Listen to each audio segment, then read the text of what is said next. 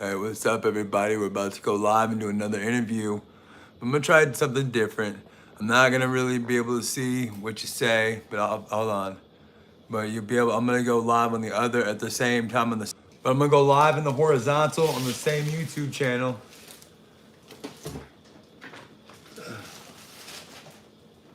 Boom, boom, boom, boom, boom, boom, boom, boom, boom, boom, boom, boom. Boom, boom, boom, boom, boom, boom, boom, boom, boom, boom, boom. I gotta hit my speaking ass share. Alright, let me get a link to invite.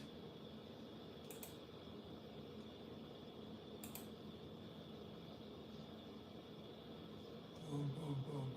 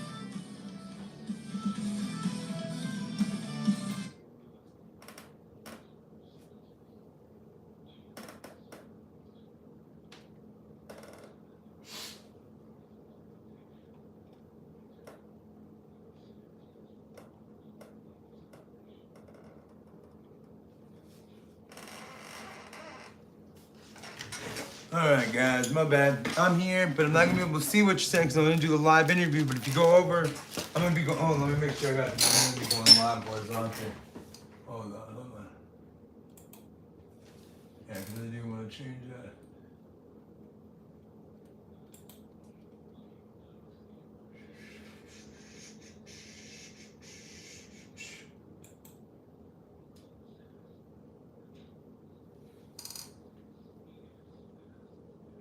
Yeah. I'm gonna be going live in the horizontal as soon as the guest gets on and everything. So, I won't be like paying attention to what y'all are saying. Let me see here. What's up, everybody? Donnie boy, Yaddy Element. Yeah, no, it's an interview for everybody. But I'm also be going horizontal. So if you want to say something or comment something, the comic will be able to see you. But you could also super chat, super like, of course, as always. Donnie, you donkey broke bitch. No, I'm just joking, man. Super chat, super like, super whatever. But I'm also be going live in the horizontal as well. So I'm gonna switch over there as soon as the. Let me make sure I sent the link over properly to.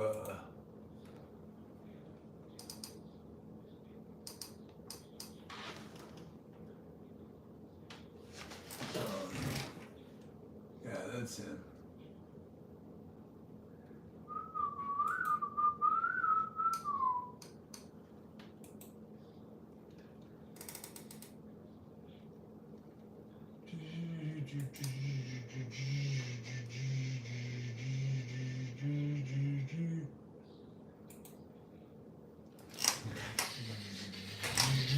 How's everybody doing tonight? We're waiting for Mr. Patrick Golden to come up. The links are in the description for his shit as well. He inspired the song tonight. Not his name, not him personally, but I caught, he sent me a video of him singing the Pokemon song. And that made me think, hey, we need a Pokemon song for the product, you know what I mean? But it's gonna be chatting out. Gotta catch them all. So you have to catch every episode of ChatN OUT. Because I like to not only interview comedians, I like to interview everybody. You know what I mean? You know what I mean?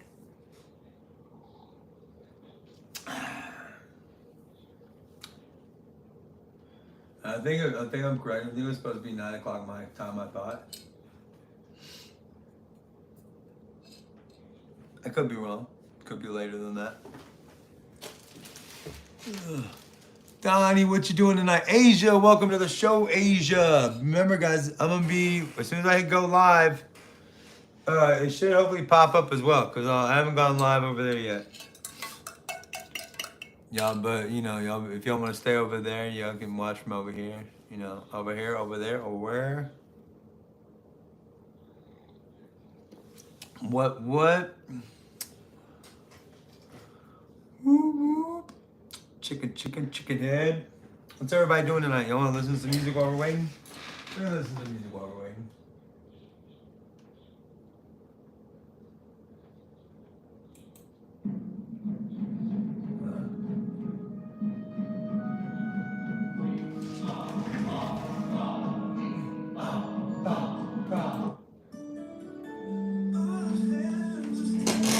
Bob's hands are steady.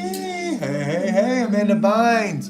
We're about to be interviewing comic Patrick Golden. So we'll also be on the horizontal, but I know some of y'all like to hang out over here and this brings attention, but y'all can always catch us in the horizontal if you subscribe, which I know all of you are subscribed. So you should get a notification pretty soon saying, hey, Bob's Product live again. And guess what? We are. His products, right?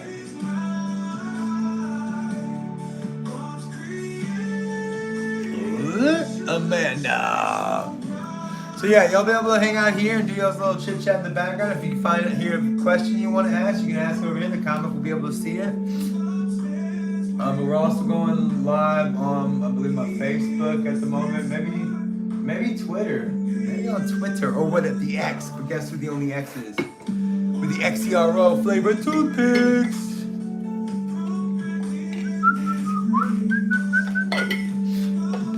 Don't be a zero with a Z, be a hero with an X. Xero flavored toothpicks. It's love,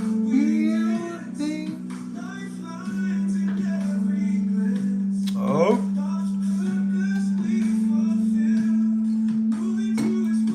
Move into as well.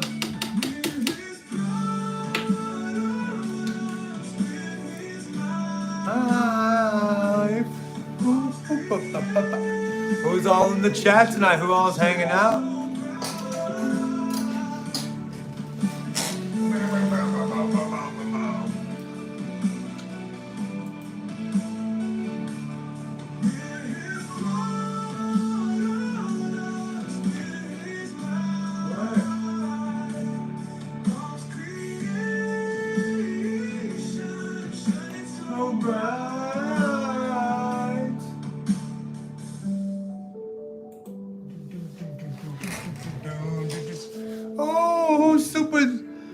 We got that super like from Mr. Stink Bug D. Did you hear that you're in the running for a mod? But we gotta get 6,000 more subscribers before we're able to make you a mod, my man. And we're gonna be going live pretty soon. The comic just hit me up about 2 more minutes. 2 more minutes, and we're going live in the horizontal. So if you got any questions, you want to see anything, you can always jump over here. Thanks all y'all for showing up today. I know y'all love me. I love you too. It's nice. It's noise. You know what I'm saying?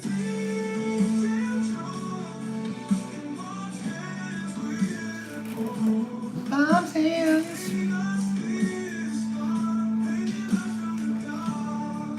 Is that something that you'd even want, Stink Bug? But even though that you're in the running, it's not a closed deal. We gotta get 6,000 more subscribers before I add 3 more mods. And guess what? If somebody still could win, somebody still could lose. It's still up in the air. It's still up in the air. But I like it. You got 6,000 more subscribers to go until we hit what? 40K? 40K, and I'll add 3 more subscribers or 3 more moderators. Maybe even 4. Maybe I add 4. I don't know. Right? No, it's Amanda, Donnie, and Stink. But Stink, I'm up for Sarah. I mean, dude, let's be honest. I mean, it might just be either you or Stink. I don't know. I might have 4. I don't know what I'm gonna do, but I know it's gonna take 6,000 more subscribers. So we got some time. But everybody voted for you and Donnie and shit today. Oh, here we go, guys. We're about to go live in a few.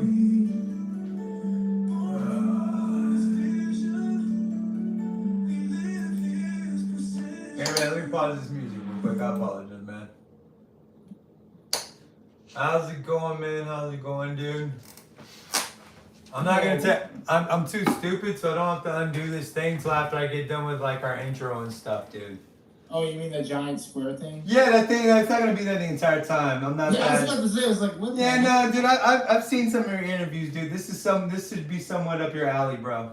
No, I'm joking with you, dude. I'm joking with you, dude. But yeah, what I wanted to, I am also going live in the background on my YouTube. I'm going in the vertical because right now YouTube is pushing that vertical shit, dude.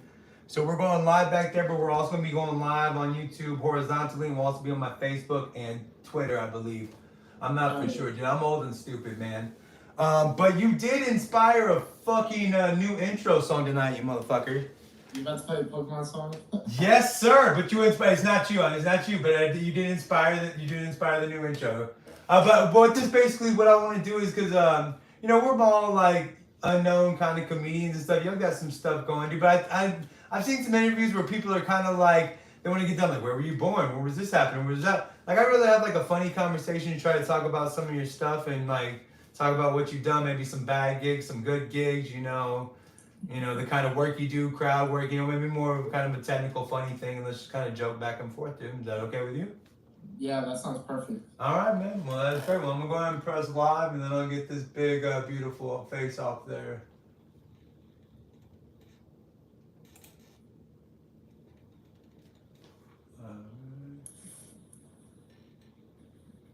Come on, man.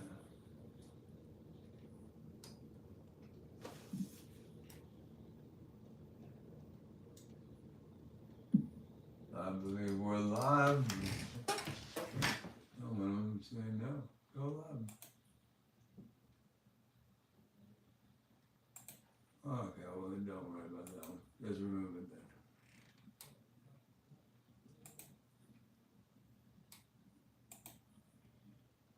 Alright, I believe we're live now. Amazing. Man, it's so great and so wonderful. We're doing another in our series of comedians and comics, and actually off of where I met you, man, I scheduled like 25 interviews within like 24 hours, dude. I actually like 41 people hit me up, dude, but I've only scheduled 25. Post? Yeah, if that one post, dude. Like, we want to get out there, we want to talk. And I don't mean to say I've done like maybe four open mics, dude. So I mean, but I'm somewhat funny. I got a pretty good following. So, I mean, hopefully this gets you somewhere and does something for you. You did inspire our new intro for this, like literally the Pokemon song inspired you. And that, dude, and we'll get further into your stuff real quick, but just real quick.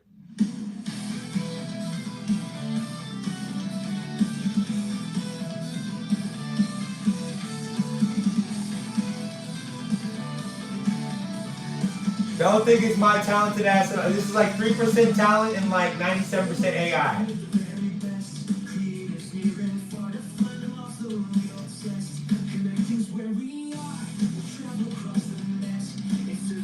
What song is this? Is this like from a later season of Pokemon? No, dude, I'm telling you, man, this is like 97% AI and 3% talent, dude. I put in, I want my title, I want my name, and the ChatGPT knows me a little bit by now, so it knows like what I want in there and what I don't want in there, and it knows like Bob's Park knows the name of the channel, knows all that stupid stuff, so I don't even have to like play with that stuff anymore, man. Let me get this big thing off the middle of the screen, dude, and then we'll get into it. But yeah, dude, like that, I make stupid music off of ChatGPT all the time, man, but. That's epic. Yeah, dude, he does a really good job. That was like ChatGPT's like own take on the Pokemon theme song. Yeah, and also I go ChatGPT and then I do this thing, Sunos, and I give all the credit in the world to them. I take no credit for that stuff at all, dude. I think maybe I use ChatGPT and AI for like what it's really meant for, man. I think anything else you're kind of crappy at it. All right. Like I don't have it write jokes for me or anything like that, but I do use it like all my music because, dude, I go live on YouTube all the time because right now YouTube is pushing that vertical live, dude. If you can go vertical on YouTube, dude, do it. You'll get all kinds of subscribers and all kinds of views, and it'll pump you up, dude. But it's like I'm going mentally insane because I could just sit there and talk to like the phone for 24/7. I could play some music in the background, but everything gets you content strikes, but not AI. So That's true. That's very true. I wonder if they'll start to do like, AI is so difficult to police. Like, they don't really have the law. And dude, what's really scary is how many like awesome songs have came out in like the last 10 years that were generated by AI. Because we didn't know about Auto-Tune before we actually knew about it. Right, that's true. So I mean, who knows? Like, because I mean, my dumbass can make okay music with it. So I mean, I know a lot of artists are already using it at least as like an enhancement tool, just enhance like vocals, like. oh, dude, it does all my titles for YouTube. It does like it knows I can say, hey, give me like 5 or 6 hashtags. And it gives you like the right keywords. Yeah, it does all kind, and I think that's what it should be, something like that. I don't think it should be used for like taking, you know, James Earl Jones's voice and making him sing, you know, the Pokemon song or some shit like that. I don't think that's what it should be used for, but it'll take me longer to like type in my dumb little 3% of talent I got than it'll take it to write the song, which really is upsetting, my man. Really upset. Like I'm sitting there like, because I'm live half the time doing it. I'm like, yeah, I look stupid as fuck, guys, but you know, whatever. So Patrick. Oh yeah, dude, I just want to like point out, dude. You know, I know you saw the correction it made on your Facebook, the message like Patrick Golden correctly. I think I saw that, yeah. All right, man. When I was like, okay, I thought it was spelling Patrick Golden correctly, and I put it in. I was like, and I just copy and pasted that shit, and I was like, dude, there's like 12 Patrick Goldens on this motherfucker, dude. Like, why would you tell me to spell it correctly? And then finally I went back. I was like, oh, he said comedy. I was like, okay, because I'd already seen the videos that you told me to. I was like, oh, but that's what So I just linked a couple of your videos, man.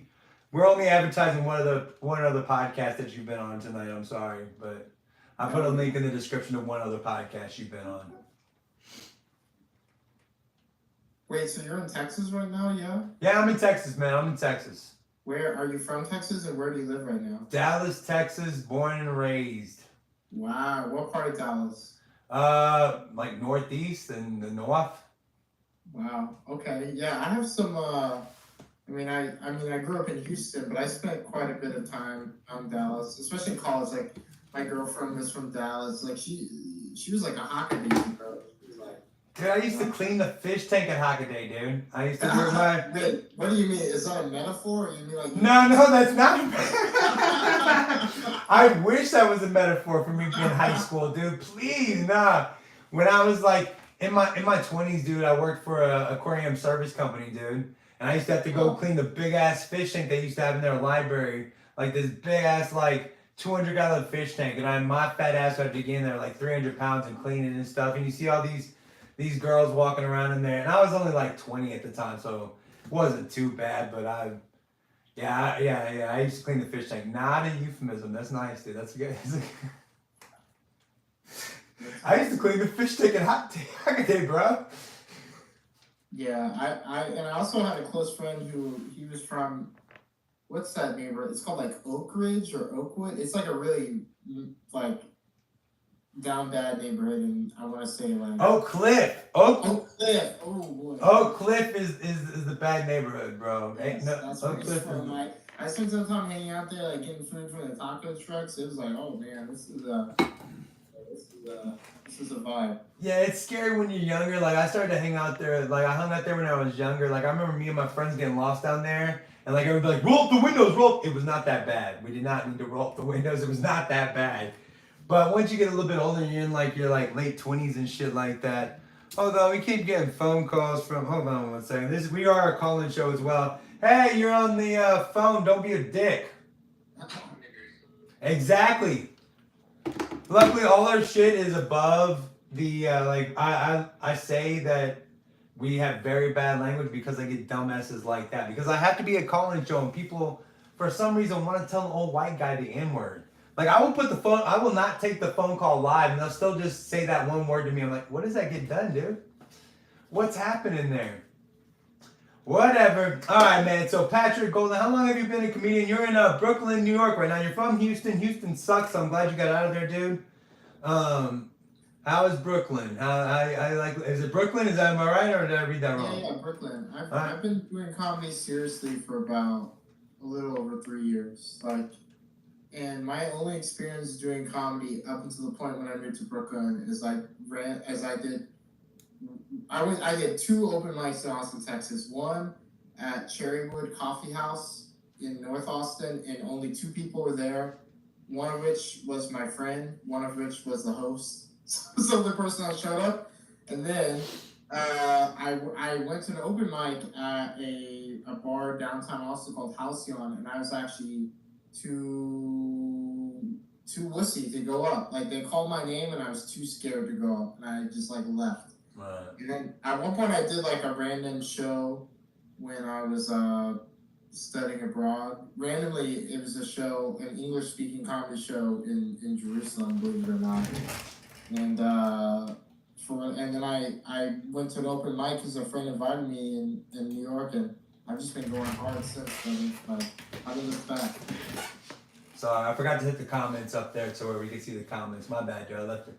I'm not great at this shit yet, as you can see. I'm not young and beautiful like you. I'm old as shit, dude. But somehow I got this stuff done. So you've been hitting it hard. So it's got to be a lot different in Brooklyn than it is in Texas, dude. You ever? Well, it's so compact. Like, you could easily. I mean, it's kind of the same in Texas, though. You can hit up like multiple spots a night, but here, like, there's so much shit happening every single day. If you really wanted to, you could do like 7 mics a day plus shows. Like, for the people that really want like the comedy grind, like, I do think this is the best place for that. If you just want to like do it nonstop all day long, every day. Yeah, it is harder in Texas, especially like I'm not trying. It's not about this at all, but I am a little bit disabled, so it's hard. It's definitely a pain. It's hard to like do open mics, dude, and like, okay, now it's time to laugh after you go up there like all disabled a little bit and shit. It's like, okay, let's be funny now, guys. But I was. This is my question, but what kind of disabled? Like, your physical? I've been MS, dude. I got diagnosed with MS like 3 years ago, dude. That's how I started the whole YouTube thing and everything, man. And then I started doing, like, everyone always told me I should do comedy and stuff, dude. But I always thought I was more, and I still think I'm more conversationally funny. But I've done a couple open mics, dude. But it's just such a pain. You're already going uphill, dude. When you go up there with a walker or whatever, like, all it is, I can walk. It's just like I walk like I'm drunk. So I have a walker, I can kind of move around and shit, but it's such a pain in the ass to get out and do this and do that, dude. I'd rather just get stoned at home, dude. So that's kind of where we're at, man. We're getting stoned at home. Hey, that's true. I'm not disabled, and I'm not one of those people that like labels themselves as neurodivergent or anything, but I definitely have other comedians that call me autistic, so maybe that's my energy. I'm not sure. Dude, I do YouTube lives all the time, and that's how I grew. That's how I got monetized. Is just over the summer I got, like I said, they're pushing those vertical lives right now. I get called autistic on a daily basis, dude. Daily basis. Now that Elon Musk is autistic, right? So you could be the richest man on earth. It's a dude. My son is one of those very high functioning autistic people, like high on the spectrum. Like, he is already way smarter than I am, dude. He is 6 years old. He's not just trains, he's rocket ships. Oh, dude, I already at like 6 years old, like a couple weeks ago or like a couple months ago, I was like, hey, what's 5,000 plus 6,000? 11,000? Shut the fuck up, dude. No. There's no way I would have gotten that when I was 6 years old. There's no way at all. So how do you get, man? I don't know your age. I don't know if I did all that 28, 28, man. 28 years old. There's like this shit where I'm still like attractive enough that anybody would probably at least think about fucking me. Well, dude, as one unattractive male, dude, I've done all right in this world, bro. So hey, hell yeah. Luckily, we have conditioned women to just accept us ugly motherfuckers for some reason, like, you know. Dude, dad bods are in now too. Like, the thicker guys, like, it's like. Dad bods are like the WNBA of dudes. It's like they're finally making, like, they're finally getting a crowd, you know? Minus the beard, dude. I was 300 pounds in the fucking 7th grade, dude. So when these motherfuckers come out with, hey, going out with a dad bod and a fucking beer going to the lake, shut the fuck up, bitch. I was born into this life, motherfucker. You just decided to adopt it. Because seriously, dude, minus the beard, dude, I have not changed at all, except I'm a little bit skinnier now. That's it. Dude, I got a vest How old are over. you? Wait, how old are you? Dude, I'm 41, dude. How old do you think I was? I actually have no idea, cause like you kind of look like Dark Dynasty guys, you know. And I don't say that pejoratively. No, dude, no, My you're dad's good. other family, they're like Cajun Louisiana people, so I'm around a lot of guys that have like that kind of beard look that are in like their 30s and 40s, 50s. Dude, you know who Fred Durst from Limp Bizkit is? Yes. I get Fred Durst granddad or what the fuck happened to Fred Durst and shit. I get that constantly, dude. I remember my dad, after Hurricane Harvey hit Houston, he like went out on those like skid boats to like on like the search and rescue missions with like a bunch of people from Louisiana that had like that beard look. And he said he like FaceTimed with me on a skid boat. I'm like, this is so surreal. Nice. Guys, if y'all want to call in, but you gotta do, I'm not answering no caller ID because y'all are the fucking chumps. I got my phone number out there, so call with you. I'm not sharing. It's not like I'm gonna be like, hey, this is Colin. I could give two fucks. I could literally care less, dude. So if y'all want to call. What was the chat like in like the previous podcast? Did you get any interesting questions? Yeah, I did. Yesterday, what the podcast we did yesterday, I did for members only. And I don't know if that's because I do have members, but I'm not for sure if like this is the format for just members only. But I did Facebook and I had a couple of trolls back here asking me to take my shirt off because a bunch of them are asking me to take my shirt off all the time. And there's a bunch of videos of me with my shirt off because I got Thug Life tattooed on my belly, dude. I got that live here on YouTube. Hold on, we're about to take a phone call real quick. Thanks for calling in. Don't be a dick about it. Hello? That's okay. Or you just, not that there's anything wrong with that, bro. You for real? Hey, literally, see, dude, that's the weird shit you get. I'm gay. I'm gay, man. That's all he said. Yeah, he said I'm gay, man. Oh. Hey, man, it's 2024, man. Do you want me to hug you? Like, if I could, like, physically hug you, I would. Is that, you want me to be like your dad that's unaccepted? I would tell you it's all alright, my dude. It's all good. Bro, like... Welcome. Yeah, but you got to go through like 5 or 6 of those terrible phone calls, and then you start to get to the good ones, because then all of a sudden you'll get a couple of good phone calls coming through, man. So it's like, did you ever go on chat roulette? Every once in a while there'll be a woman. You just have to go through hundreds of penises, but you'll find a woman. Dude, since I had to put the number out there when it first went out there, I had a dude that would constantly call me, but he'd go with FaceTime, but it always start like at his belly. And then I'd immediately look up, because then I'd be like, dude, as soon as I see your belly, but it's like, as soon as I see your belly, I'm going to look up, and I have seen a penis before, bro. They're not that great, bro. That's just, like, alien-looking things. Penises are ugly. Like, I could understand if that was my shit, then yeah, like, send them in, dude. But, like, come on, guys. I'm just like, I've seen this before, dude. It's not a big deal. Somebody else calling in. Don't be a dick about it. Thanks for calling Boss Product. Hello? Hi, what's up, man? You know me? No, you're not saved in my phone. Oh, wait, so this guy, like, on your, like, it says Hidden Gems of Comedy, Patrick Golden. Hidden Gems of Comedy. Yeah, why are you acting like, are you interviewing him, dude? What's going on here? You got a question? Wait, is he a comedian or is he a rising? He's a comedian, and yeah, he is a rising. Like, well, what is that? Like, what do you mean, dude? I'm not. What is going on here, man? I'm not making money from this stuff, I brother. just hope his career fails. What a dick! See, that's what they do. Like, if he hopes my career fails, like, same, brother. Like, cause like, that's hilarious. It's funnier to fail at comedy than do well at comedy. Yeah, and I mean, like, that just and I can almost hear, like, you can almost hear the N-word on these kids' voices when they call in. Like, he tries, like, dude, just hurry up, because I can hear that N-word on the back of your fucking throat, dude. I can hear it. I can fucking hear it, dude. Don't worry about the N-word. Like, this isn't gonna go where you think it is. No, you're good. You go ahead.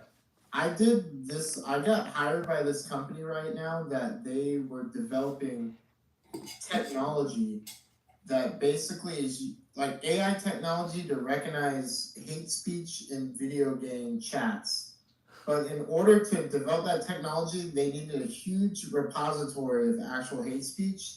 So I'm one of the first white guys in human history that actually said the N-word for the good of humanity.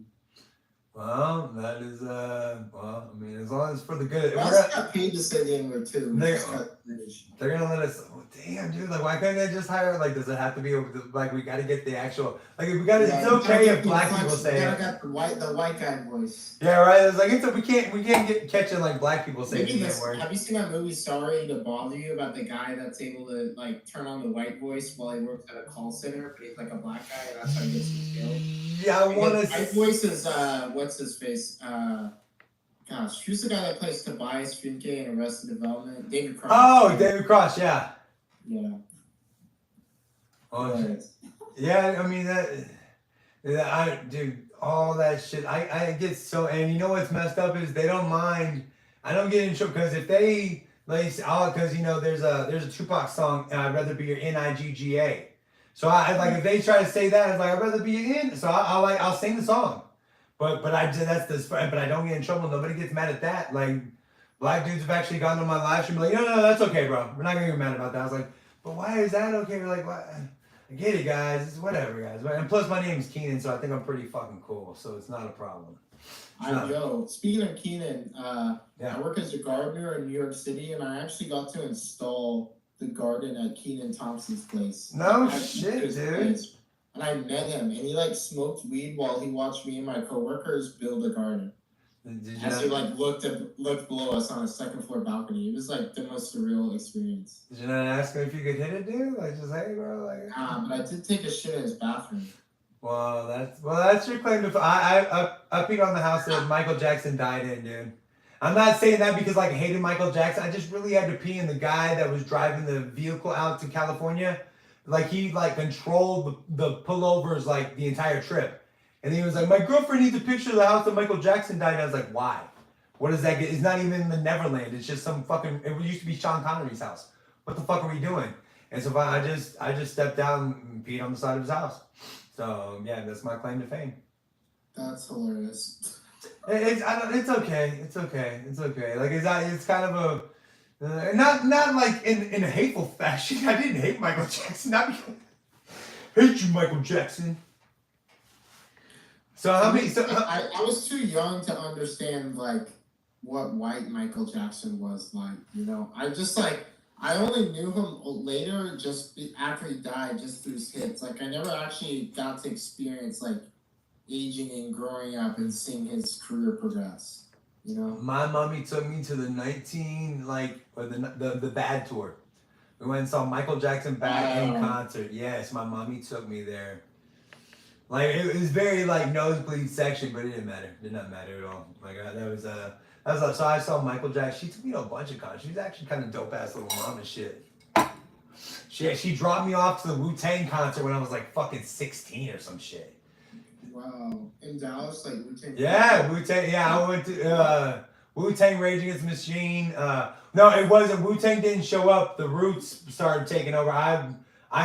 They played their final show together the night before Dallas.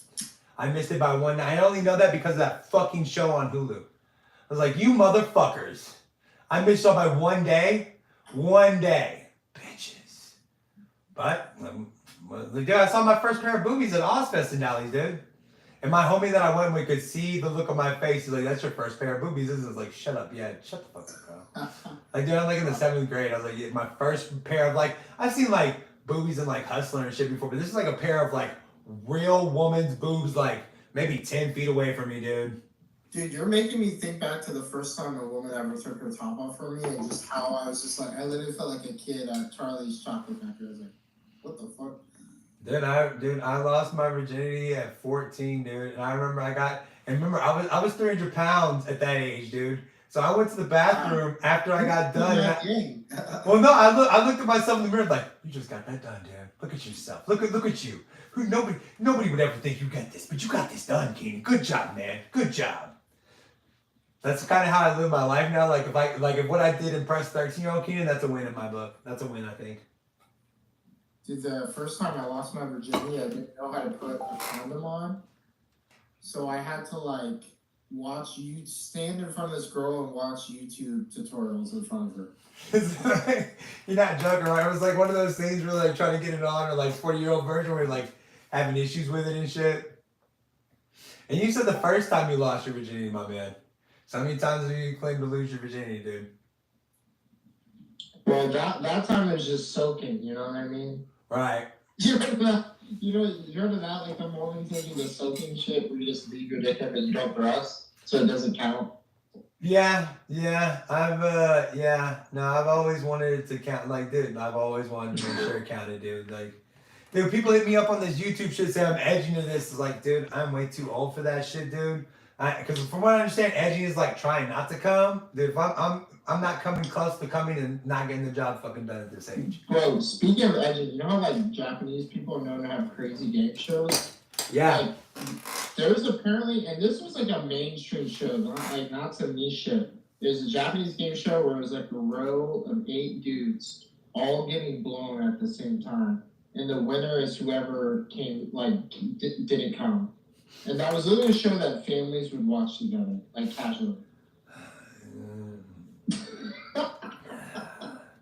I mean, Jesus, that's just. I see skies. It's amazing. It's amazing what happens in other countries, man. It's just. What a wonderful world. They won't eat Ritz crackers over there, but they'll definitely watch dude get blown and with their sisters and brothers and moms and dads and there's a whole family situation over here.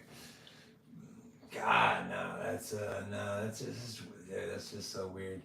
It's even above and beyond, like, but they don't show anything, right? It's just like their faces or some shit like that. I think it's blurred out, like the yeah, like they're getting blown. I think I've seen that. Like pixelated shit. And they don't physically, like, you're not sitting around with like family members and like watching like penis go inside mouth, but you're watching like dudes orgasm and shit, like, which is. Yeah, you're seeing their faces. You're seeing the O face, the vinegar stroke. Isn't that what it's called? Yeah, vinegar strokes. Nah, dude, I'm still the type, like, if as a grown ass man, if boobies come on the screen and my mom's in the room, I'm like, no, I'm awkward as fuck, dude. No, not cool at all. Not cool at all. So you said the Brooklyn comedy scene's really good. You enjoy it, like, so have you been hitting it hard since you moved to Brooklyn? You said 3 years, like, so. Yeah, and I wouldn't say I'm like exclusively in the Brooklyn scene. I actually travel around quite a bit. Like, I perform in New Jersey, Manhattan, Staten Island. I mean, I recently did the Staten Island Comedy Festival like a month ago. Like, that was pretty fun.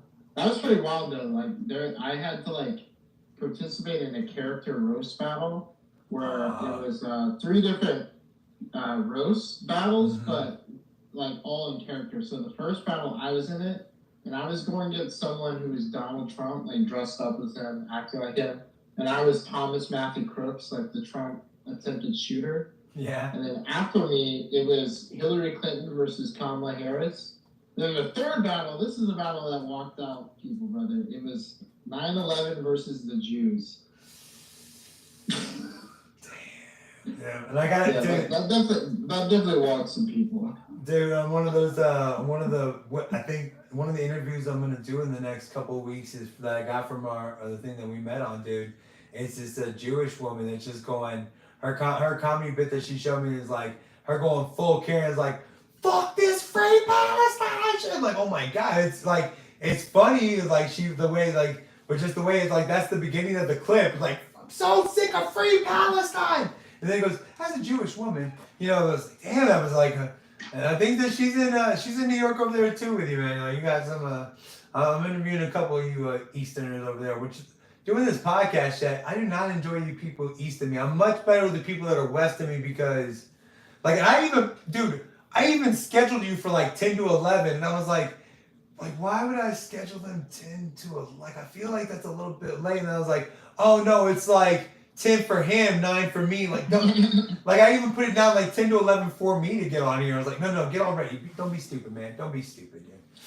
But yeah, I listened to, like I said, we're only trying to promote one of your other podcasts that you're doing, but I do have your Pokemon song up there, which made me laugh. I think it takes more balls to do that than doing comedy, man. That was, I mean, I do dumb shit like that on YouTube, but I'm in here by myself with people just watching on the fucking screen and shit. So the crazy thing is, all of that, every single part of that video is improv.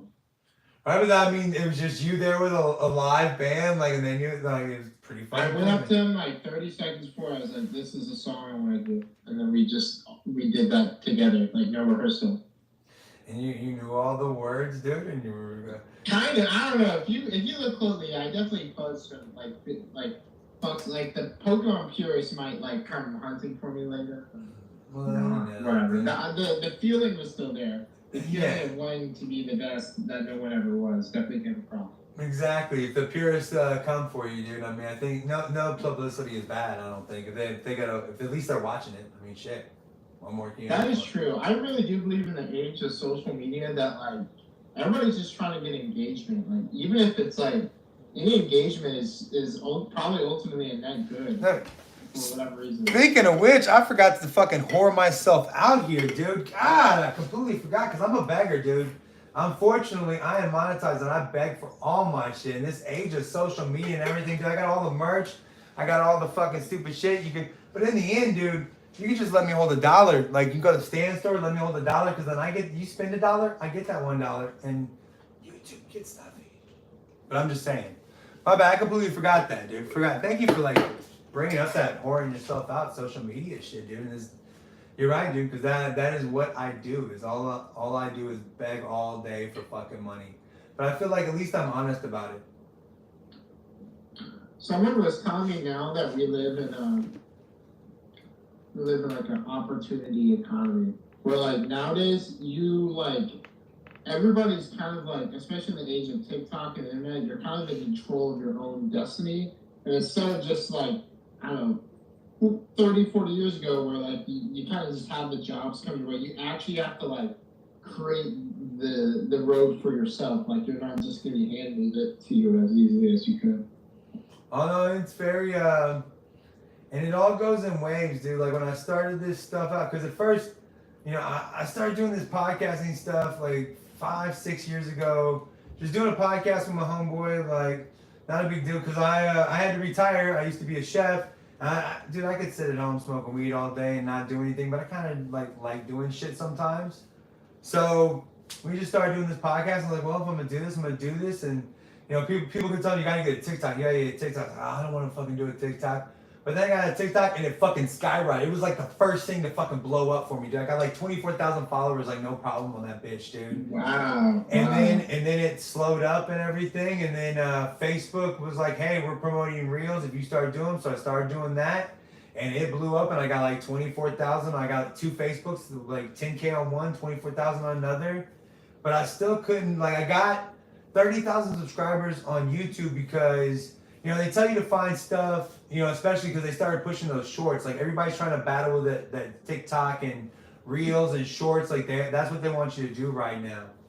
And so I started posting Saturday Night Live from the 90s stuff, like just cut down like 45 seconds of Chris Farley or Adam Sandler or some shit. And that would kind of bring in the type of people that are kind of my sensibility because I want to be funny. I'm old, like we're all 90s kids, blah, blah, blah. And then from there, I did this fucking vertical thing, dude, and just kind of blew up for me. So I'm very lucky and blessed, and That's the beauty of the internet. You really get to find like your audience, like people. Like back in the day, like there isn't as much of an ability to really connect and find the exact kind of comics that really fit your sensibilities or what you like. But now on the internet, like I think you can really.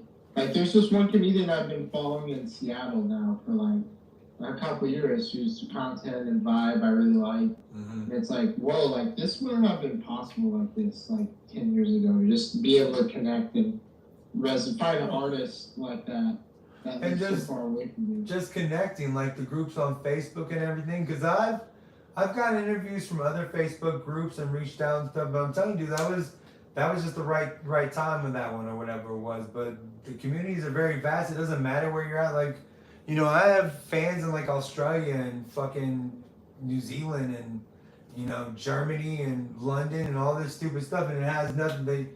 I'm stupid. That's basically all it is. Is they, for some reason, they find me a little bit funny and they want to stick around. And I can do really well with the trolls, which is basically crowd work. It's basically like, hi, you're fat. Bitch, you know how many times I've been called fat? You think that's going to make me come up with something better? Like, dude, please, dude. Dude, please, I'm fat. Oh, you're old. Oh, look at the old Fred Durst. Like, yes, I'm not really Fred Durst. I just did it all for the nookie. I'm sorry. Just this is what happened. One of the first comedy experiences I had in New York City is they had this mic where it's not as like popular as it was like right in 2021 because there still wasn't that much stuff happening in person in New York City, at least comedy wise, except for this mic. It's called the heckle mic, where like you literally go inside a basement, you go up to do your time, but it's basically like 50 people just yelling. It literally felt like you were at a crazy punk show, just yelling everything, just be like, you fucking suck, you ugly piece of... Like, something you couldn't even decipher what people were saying because everyone was yelling at the same time. But then you would somehow think like, this is like not even a good exercise, but the best comics, they'd win that room over. They get everybody on their side. It was so incredible. That sounds like dude, the last open mic I did, it was like you did 5 minutes and then you did like a 3-minute heckle and then another comic goes up and then you do a roast battle, which I'm not a huge fan of, but I like what you just talked about where you stay in character and you roast each other's character. I like that better than just, because at least you know Donald Trump beforehand. I don't know who the fuck you are. Like, I'm supposed to step up to you at an open mic and make fun of you just for what you look like? Or for what you, or whatever you said in your act, and be like, hi, you're so stupid. I didn't laugh at your joke, dummy. It doesn't really make anybody laugh. Like, we're not all Eminem and Sometimes shit. it just feels like low-hanging fruit. It's like, at some point, it's like, we've already heard this stereotype joke and, like, told before millions of times. Like, let's do something more original, you know? Mm-hmm. Yeah, I mean, it's like, dude, yeah, I know I'm fat, dude. I'm old, fat, and disabled, bro. We know that. We know that. Right. Guess what? I still get laid, unfortunately, bro. I'm sorry. Like, so, until that stops happening, I'm just not going to give a fuck about it. I don't know why. Right. I'm not for sure why. Just not for sure why. But, I mean, so have you done any other festivals or any other type of things like that? I've gone out of town. Like, I've done some, like, brief road gigs. Like, I perform on the road in Boston and Toronto, upstate New York, Long Island. Mm-hmm. New York City, I feel like I'm not just doing stand-up either. Like, there's quite a big, like, I'm not in, like, an improv troupe or anything, but there are a lot of these kind of hybrid shows where, like, you know, they'll have some stand-up comedy acts in it, but sometimes you'd be like, you know, two people are doing a bit or, like, a skit or, like, sketches, or maybe it might be more, like, clown, like, kind of performance art comedy, like somebody doing, like, kind of some goofy, like, Jim Carrey, Robin Williams, physical comedy type stuff. So, and I think that's something I didn't even really know existed. So, like, being able to perform comedy and that not necessarily just being the going up in front of a microphone and just telling like 5 minutes like tit for tat jokes, which still is like my favorite way to do it.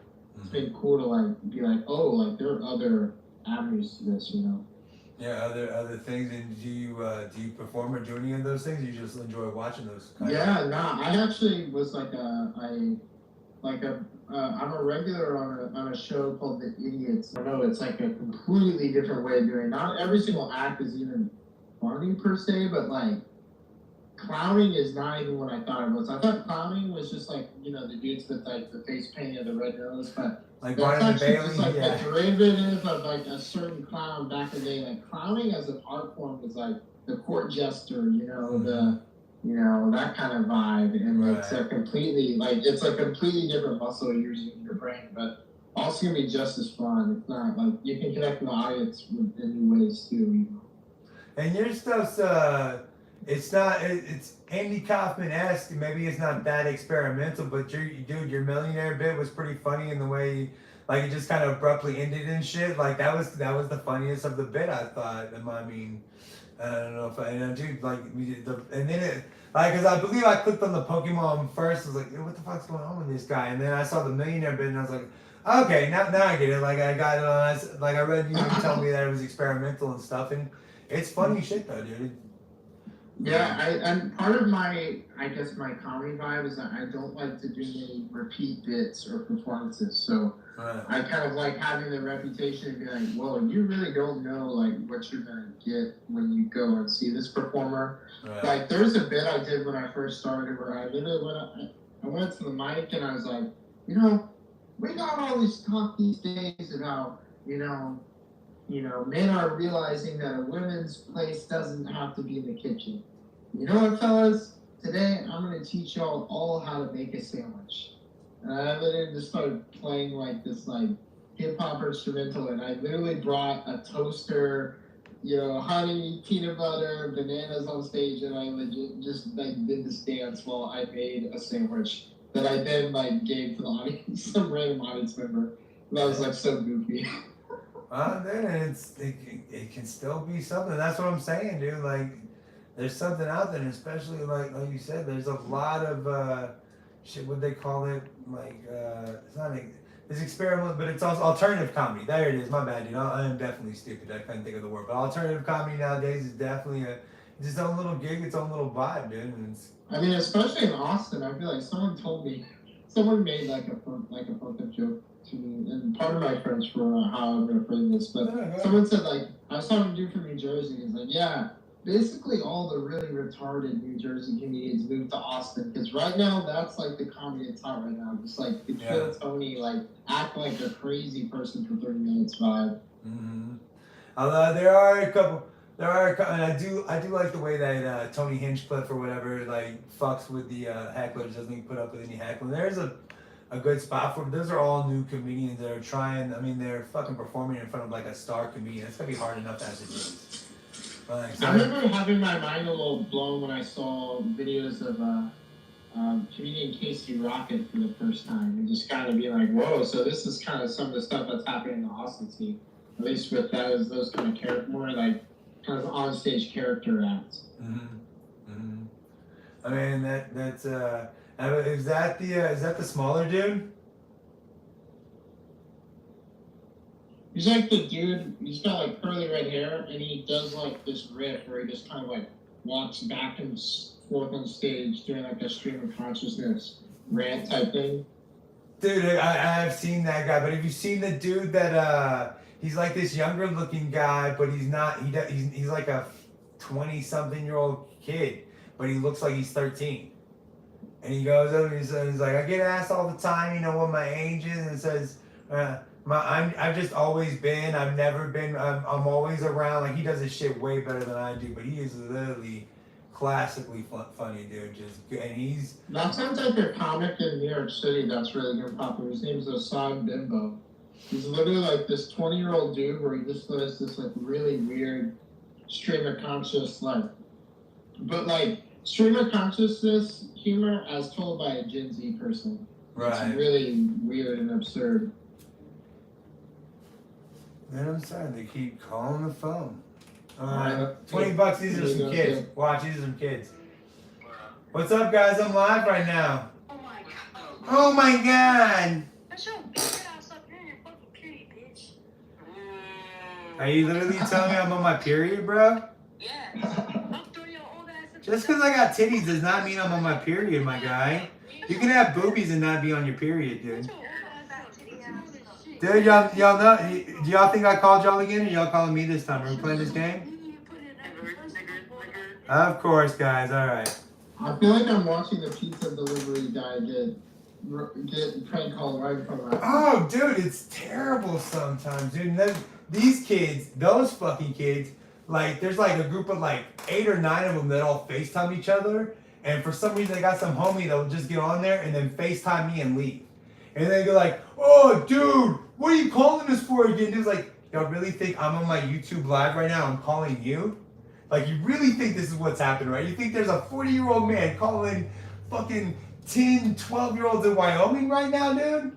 You think that's my content on YouTube? No, dude, that's not my content, dude. And then they called one night at like 1 o'clock, and there's my son's like first or second day of school, dude. And of course, I had to get up at like 6 a.m. They call like 1 o'clock in the morning. And I wake up, and I go over there, and I answer, like, guys, this isn't the time right now. I don't mind fucking around with y'all whenever I'm live on YouTube. I'm not even live right now, guys. I'll talk to you tomorrow, dude. And I hang up the phone, and I swear to God, they call right back. I'm like, motherfuckers, y'all wanted the gangster, you got the fucking gangster. I swear to God, you want to act like a man, I'm gonna treat you like a fucking man, you little fucking. And so the next morning, I had to get up at 6 a.m. I called them every hour upon the hour because they're a couple hours behind me. So they had to go to school with some old guy just calling them constantly all day long, dude. And then, Did you prank call when you were a kid? Yeah, I did prank. I wasn't very good at it. I know that for sure. Who would you try to prank? I try to prank people that we went to school with. You call people up sometimes. Try to do some jerky boys type of shit, dude. But I had a very high. Even now, I feel like I have a very high pitched ass voice, dude. Like people used to call the house and think that I was my mom and shit. They'd be like, "Oh hey, Casey, how's it going?" I'm like, I'm a goddamn man. Let me get my mommy for you. Hold on. Like, so like I could always get like caught pretty quick, dude. So they were always. I never went over well. Did you prank call? Did you ever try to do that shit? No. There were a couple times where like I'd be with friends and we prank call like Chinese deliveries or like that kind of pizza shop, some basic shit, But right. I knew some people that really went deep into that. Like, and I had friends that were there's like a whole genre of like YouTube streamers where their whole idea is like to waste scammers' time. Oh yeah. I definitely had friends that would do that. Like they would like be called by someone working at like a South Asian call center, and they would just like pretend that they were actually being lured by this person for like an hour, and eventually kind of flip the script and like kind of I don't know. I've thought about that, they were wasting your time, but I'm like, bro, you just wasted an hour of your time. That's what I was about to say. I feel like I've thought about doing that. Haha, it'd be funny, but I feel like I'm wasting my own time. Like I've been tempted to like record my own phone calls with like, the people that I talk to, like my phone bills or something. Because I make people fucking laugh. Like I'll just sit there and like make jokes and shit. But like I don't want to like edit my own personal information out and shit. I don't want to put that much time or effort into this stupid shit, man. But I get people calling on my call-in line, and I'll answer, and you'll hear like just ringing, and it'll be like a pizza shop or some shit. I'm like, yeah, I do a YouTube live, guys. They're just fucking with y'all, dude. And I try to tell them like, I'm getting called right now, dude. They just keep calling over and over again. How do you know it's them? I don't know it's them, but we're gonna see. This isn't a. That's called Bob's Product. This is Keenan. How can I help you? Ah, you fucking dick! Fucking dick! Like I'm not even joking. Like, see, y'all, you just made me put this on fucking airplane mode. How do you feel now, you fucking children? So now you have to wait so weird. Like that word is no longer. It's a troll word now. And how white did that kid fucking sound? Like, do you think that kid would ever say that? He's not a real fucking racist. I might actually respect him and maybe want to like talk to him and interview him if he's a for real racist. It's a troll word. It's like a troll word now. It's whack. It's weird. And like literally 90% of my audience is old white dudes like me. So I mean, really and truly, what are y'all getting across here, guys? You're not hurting anybody's feelings. This is like video game chat put in real life. Like this is what people say to each other on when you're playing Call of Duty on Twitch or whatever. Or Discord, I guess. The only reason I have a call-in show is because when I first started doing this vertical YouTube live shit, I'm sitting there doing it, and this asshole, Winston, what up, Winston, who's still a troll, still watches, love you, Winston. He's like, I know your phone number. I was like, you don't fucking know my phone number. 2146. I'm like, motherfucker, you know my phone number. So I just said it. I was like, fuck it. I'm going to put it out there. Fuck you, Winston. I'm going to take the heat out of that. So then I just got another number, and luckily the regular number isn't a real thing anymore. Nobody really gives a fuck about it anymore, but...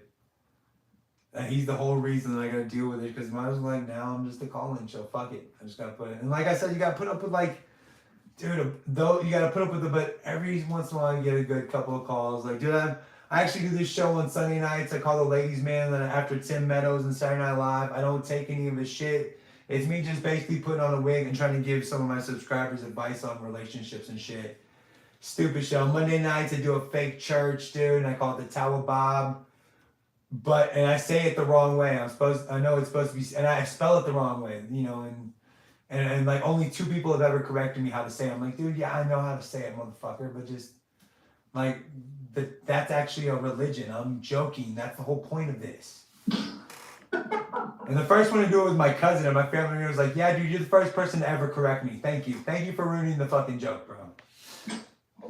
You're the first person to ever." Do you feel? Here's a question. Yeah. Someone was telling me the other day that they think comedy's kind of like comedians and magicians are similar in the fact that once you do an act in front of someone, you can't do the same act over again because then it would lose some of its magic if you saw it again. Whereas a musician, you can play your hits forever. Do you get what I'm saying? Do you agree with that? I get what you're saying, but at least from what I understand about comedy, it takes repetition and it takes trying the same stuff over. At least with what I do storytelling and trying to tell jokes and trying to be funny that way. Maybe how you do, especially the comedy I saw, you can go up there and kind of vibe every night. And almost like once you get good at it, it'd be good to just kind of riff with people. I'm funny with conversationals, but I don't want to be like a total crowd work comedian. We're like, hey, where are you from? Right. Like I like crowd work. That's a big trend these days. Like there's some comics that their entire special. Oh no, they're Matt Rife. They're very good at it. But that's just not what I don't mind if like somebody's heckling me. Like, but I don't want to just because sometimes you're gonna get cold crowds, and you don't want to go in like to a cold crowd and not be able to tell a joke or get a laugh some other way. That'd be my only thing. And maybe and I think Matt Rife put the time in of like actually becoming a comic and working on his timing and shit. And then, has gone into doing crowd work just because everybody knows kind of who he is. And so they know to come in like, he's going to come and fuck with us. Here we go. Like, you can't start out that way, I don't think. I don't know. I think they're... Guess what, guys? I can put this on airplane and still fucking stream on this one as well. I don't know if y'all understand how fucking shit works, bro. But look. But it's still streaming because I have Wi-Fi.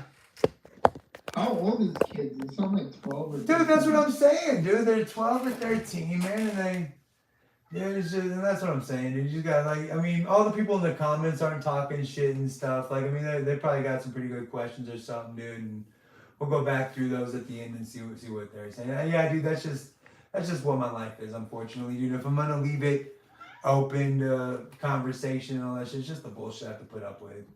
And that kid might have actually sounded black. That kid might have actually been okay to say the N-word. I don't know. Like, I feel like I can kind of tell by now. I kind of said it. It's not. He sounded a little bit gangster to his voice, dude. I'll give him that, dude. All the rest of these kids, it just sounds like, dude, y'all are some bitch-ass fucking crackers, dude. Shut up, man. So, besides the N-word, dude, what else is going on tonight? We're talking to Patrick Golden, and again, I want to point out, spell Golden correctly. But it's actually a Patrick Golden comedy on YouTube. Be sure to look him up, guys. It's fucking. He inspired the brand new intro song for tonight, the Pokemon song.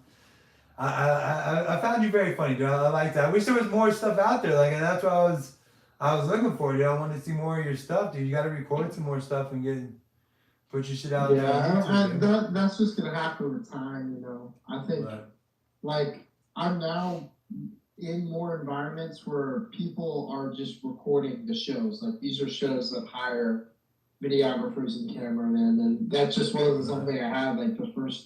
The first 2 years I was doing comedy in New York, I was only doing open mics. Not a soul knew who I was. So it's cool to be in positions now where I'm a part of legit productions.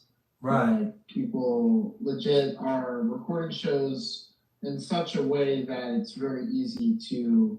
Sometimes shows will legit create reels themselves of your acts and just invite you to be a collaborator on those posts. In fact, actually, a series I've been working on, which you can actually find on my Instagram. Oh, hold on, let's see if we got a call. Yeah, I guess they figured out they must have called for them. Yeah, say, yo, you literally called me on FaceTime video. What's up, guys? Oh, why'd you block me? Nobody blocks shit, guys, but I'm doing an interview. I tried calling you and that shit said Dude, are we dating, bro? Yeah. Oh my god, don't start with that weird ass shit, dude. That's not what this is for right now, motherfuckers. Question?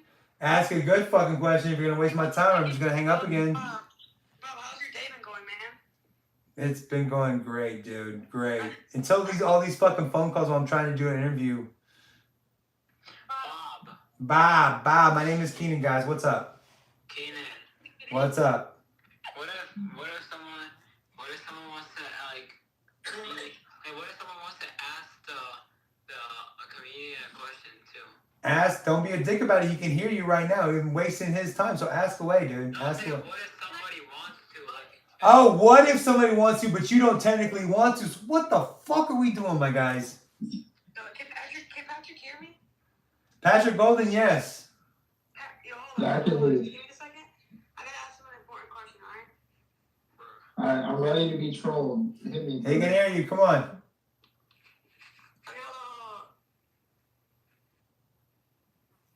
That was a great question, dude. Just wait. I'm just trying to do something real quick, and I'll ask him the question. I'm not gonna wait for 20 minutes, dude. Hello. What's up, Eli? Can I ask the comedian a question? Go ahead, Eli. Hey, Patrick. He can hear you, Eli. Hey, can you hear me, Patrick? Oh, that's the question. That's the question. Yeah, you got. That's Yeah. not the question. I gotta. So, what's the key? What's the key to success? Fuck bitches, get money. And I got another question. Do you have a college degree? No, Yes, sir. I don't. I don't even have a. I didn't even graduate high school, dude. Wait, are you a high Cook school 'em boards, dropout? brother. University of Texas. He went to the University of Texas, man. I thought you went to University of Texas. Me? No, I didn't go to college, bitch. I didn't even graduate high school, dude. I got married at 19. Winston said you went to the. He said your full name. Yeah. He said your address, and he said you went to some like Texas Spit it out, Junior. Come on, man.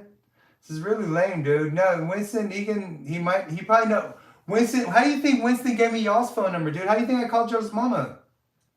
Because Winston's an awesome troll. You didn't call my mom. I called somebody's mama because y'all called me at 1 o'clock in the morning. I was like, hey, Winston, I need to get in touch with one of these little kids' parents to let them know that they want to act like grown-ass men. And then one of y'all got up in your fields, and I don't think we hear from that kid anymore. And the rest of y'all kind of act all right. Except for when y'all say the N-word. So what's up? Are we done? No, I didn't say that. Yeah, I didn't say that wasn't me, you know. It's the company that y'all keep, though, dude. Like, why y'all be, like... I didn't see that nerd. Y'all are killing me, Smalls. Y'all are literally killing me a little bit. Let me exit this phone call so I can talk. Jesus Christ, bro. I'm so sorry, dude. Nah, you're fine. This is actually very entertaining to me. It's like I'm the father to like millions of kids all over this world, For unfortunately. real, you're like the Mr. Rogers of comedy. Ah, dude, it's so fucked on that. Like, it's just so fucking stupid, dude. Just so stupid, man. So how many times do you think you go up a week by now? For show spots, probably like 3 or 4 shows a week at this point. Which is amazing. Again, like I started off open mic level, not a single soul. Right.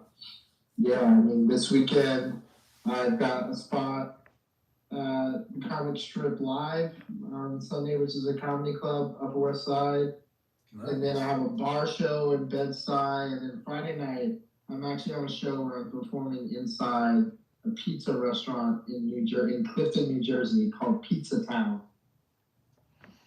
Fuck it, dude. Fuck it. You take the gigs that you can get, you know? Well, it doesn't matter, dude. I mean, like it said, it's all practice, man. So I mean, practice. You're makes part of the perfect. process here, not to plagiarize Joel and Embiid, but part of me just has to trust the process. And I've met enough comedians to know that. I mean, you have your exceptions, like your Matt Rives, your Dan Cooks, your Hawk Tuah girls that get famous really quickly. Right. But most comics, entertainers, comedians, it's gonna take you at least 10 years to actually really start making your money. And that's like 10 years of like you're going hard and you're like actually getting better and stuff. That's grinding, dude. And that's the big, like you said, like at best there's maybe 2 open mics a week, and I just moved to Denton, dude. Like I used to live in Dallas, where maybe you could find Dude, like Denton's a great artsy town, brother. Yeah, but there's only like 2 open mics a week here, dude. There's one at Graffiti. I'm surprised. I'm so surprised. I'm actually surprised there's not an open mic. I've looked, dude, because like I said, dude, I'm disabled, bro, and I got a walker, dude. The first one I went to down here, I was like, hey, there's an open mic on every Tuesday night. I was like, okay, cool, that's gonna be great. So I go down there, and It's fucking downstairs. I'm like, damn, foiled by the stairs again, motherfucker. But they have like a waiting, like you can go down an elevator and shit, but it's like, I don't know if I want to like, because you have to like get the owner and like get down, like it's definitely not handicap accessible. So I was like, I don't know if I want to do all that. Then I was looking at their little show area, and the area is like very close, like in between tables. They had like 20 or 30 people down there, and they weren't all comedians. But it's just like I also don't want to be like making the aisles wider for my bitch ass. Like that's not gonna equate to laughs, I don't think. Just in my views, it's already going uphill. Like you've already going uphill. I feel like. You would hate New York City because given New York City, which is known to be like one of the flagship cities of America, not accessible at all. Like worth a damn. Like oh, it was like 50% of the subway stations aren't accessible, which is like you would not find that shit in Germany or France or the UK. Right. I don't know. But I mean, in every fucking movie you see, it's walking down to the below the street like level. That at least back in the day, you didn't see a whole lot of, elevators. Dallas is much more accessible. Denton is fuck. Like Dallas, I can get anywhere I can call the Dart Bus to come and pick me up, like for $1 and take me Would anywhere. you even have to pay the fare? Like, would you? And now they have a thing that as long as it's like within a certain area, they'll take you there. Like I could get to comedy clubs and just get dropped off in front of there. And then they come and pick me up whenever I was ready. But you have to wait a little bit longer. New York might have the same thing too. Well, that'd be cool. But I know they're still kind of like Denton doesn't have it all done, and that's why it's kind of like. But if I figure out a way to make it easy, I'll probably start hitting up a couple open mics. But I know that graffiti pasta. I'm like, damn guys, I really like to do it because who doesn't like pasta, dude? Fat guys love pasta. I would love to eat a bowl of pasta every Sunday night and try to get on stage and shit. And plus, the bathroom isn't downstairs either. So I can't even I can't even have a drink, and then cause what if I got to go pee really quick? It's not like I'm gonna be getting upstairs real easy. So it's just I don't know if that's my spot, dude. Don't know if that's my spot, but it's all good. I do the comedy on here, and it's just like you said, it's repetition, dude. That's what I've done almost every morning. I try to do my comedy. Well, not lately. I haven't done it on YouTube. I used to get on TikTok every morning and just do my comedy. It's hard on YouTube. Part of me feels like this is like the world of comedy now. It's like not all in person anymore. It's like I know there's a thing called Plausible out there. I don't know if you've ever been on there. Yeah, I've done some of those, like Leona Linsky or whoever her name is. Yeah, I've done some of those. There's even comedy clubs you can go to in the metaverse. You can charge money on I know a guy. His stage name is Doobie One Kenobi, and he literally is getting paid $1,000 for a spot to do 10 minutes in VR at the Soapbox, which is Meta's own comedy club on Meta Horizon Worlds. 1,000 G's. Jeez. Not 1,000 G's, but 1 G. I don't know. Maybe whatever. The 1,000 G's, how much would that? What's that that's like $10,000, I think, right? Oh, 1,000 G's. Oh, I'm stupid. No, I messed up. This is 1,000. No, I get what you're saying. How much is 1,000 G's? We really thought about it for a second. And I think 10,000 is way off. 1,000 G's is 1,000 grand. So you're making that's dude. Yeah, I would never have to. Maybe I'll get with 1,000 G's. I think I wouldn't be trying to do comedy anymore. I'd stop this YouTube shit ASAP. Fuck that. The most thing I ever got paid for any entertainment gig was by Indeed.com. Where I literally walked into a building in Midtown, answered 4 questions on camera. It took 10 minutes, and then they just gave me a check for $1,000. I've never made that close doing in comedy. I haven't. Unfortunately, dude, the most I've gotten paid doing this YouTube, I got paid, but it was for months and months. I got paid $1,700 from Facebook, but it was for a year's worth of reels and shit. They just kept adding up. And they kept asking me for my bank shit. I kept putting it in, but I wouldn't take it. But it just kept adding it up. And then I finally got it up there right before they took it away. So I barely got it in there for that $1,700. But that's and then I just recently started getting paid for YouTube and shit. But it's a begging game constantly, dude. Constantly begging. We'll do this. We'll do that. Blah blah blah. But dude, I'm just your shit's. I just would like to see more. Unfortunately, I'm not going to New York anytime soon, man. So I mean, definitely keep us abreast if you do anything. But do that. The series. I meant to tell you real quick about the series I'm doing. Yeah, please. It's a series of diss tracks, but they're like goofy diss tracks. We already have the first two released to the public, where the first diss track was towards slow walkers in New York City. Nice. And then the second diss track was towards mosquitoes. And then we recorded the tracks in like a professional studio and have music videos for each one. And the third one is the first time I actually pulled up to a music studio in my life and performed a rap verse. And this is a diss track towards mint ice cream. We filmed the whole video in East Village in New York, and that's gonna drop in the next week or so. I'll definitely share with you. It's a pretty outstanding video. I'm very proud of it. Are you gonna drop it on YouTube, or where's it gonna be dropped at? It'll be dropped on Instagram and TikTok. You can follow me on Instagram at Patrick Thomas Golden. Okay. Just my name. But yeah, keep a lookout for that. Probably in the next 2 weeks. Cool, I'm not cool. the guy that's editing the content, but he'll be done in 2 weeks. He told Right. us. Give it up. I can't wait to see that. It's gonna be pretty funny, dude. I like that. Yeah, I wasn't ready to get off or anything like that unless you're ready to go. Oh, okay, cool. I wasn't trying to get off or that's what she said. That never happens with me, unfortunately. Dude, is there anything else that you like? Have you done anything like you were super like any gigs or anything that went super bad for you? Or, like that you've what's maybe tell us about your worst? Because I always hated as like a somewhat comedian. Like I hate. It'll be like, hey, you got any jokes? Like, not really what I do, bitch. Like, I mean, I'm not fucking Don Rickles. I don't just like have these one-liners ready to go, dude. Unfortunately, but I thought there are two really bad gigs I can think of. There's one time I just did an open mic at Greenwich Village Comedy Club where I got a dead last at the comedy club, and by that point, even the host had left the room, so it was just me and another open mic comic. So I just went on stage and did some bits where I was like clowning the club, basically, like making fun of them. right. And then the owner of the club, for whatever reason, decided that she wanted to leave her office and then personally came up to kick me out off stage. And I was like, what? And I wasn't even saying anything fucked up. I wasn't cursing or anything. I was just like, well, I don't know. But that was bad. And then that was kind of close to when I first started. And then the second time is, bro, I took an hour and 45-minute train ride both ways to go perform at the Governor's Comedy Club, the most famous comedy club in Long Island, in Levittown, Long Island. I think I heard it was almost it was like a Kill Tony-esque kind of show where there's a panel of 3 judges and you go up and give your best material for 3 minutes. But similar to America's Got Talent, if 2 judges press their X buzzer, you go off stage. Out of all the comics that performed that night, I was the only person that got buzzed early off stage. So I traveled 3.5 hours round trip to perform 1 minute of comedy. Damn, dude, damn. I always hate that shit hurt. That shit hurt me.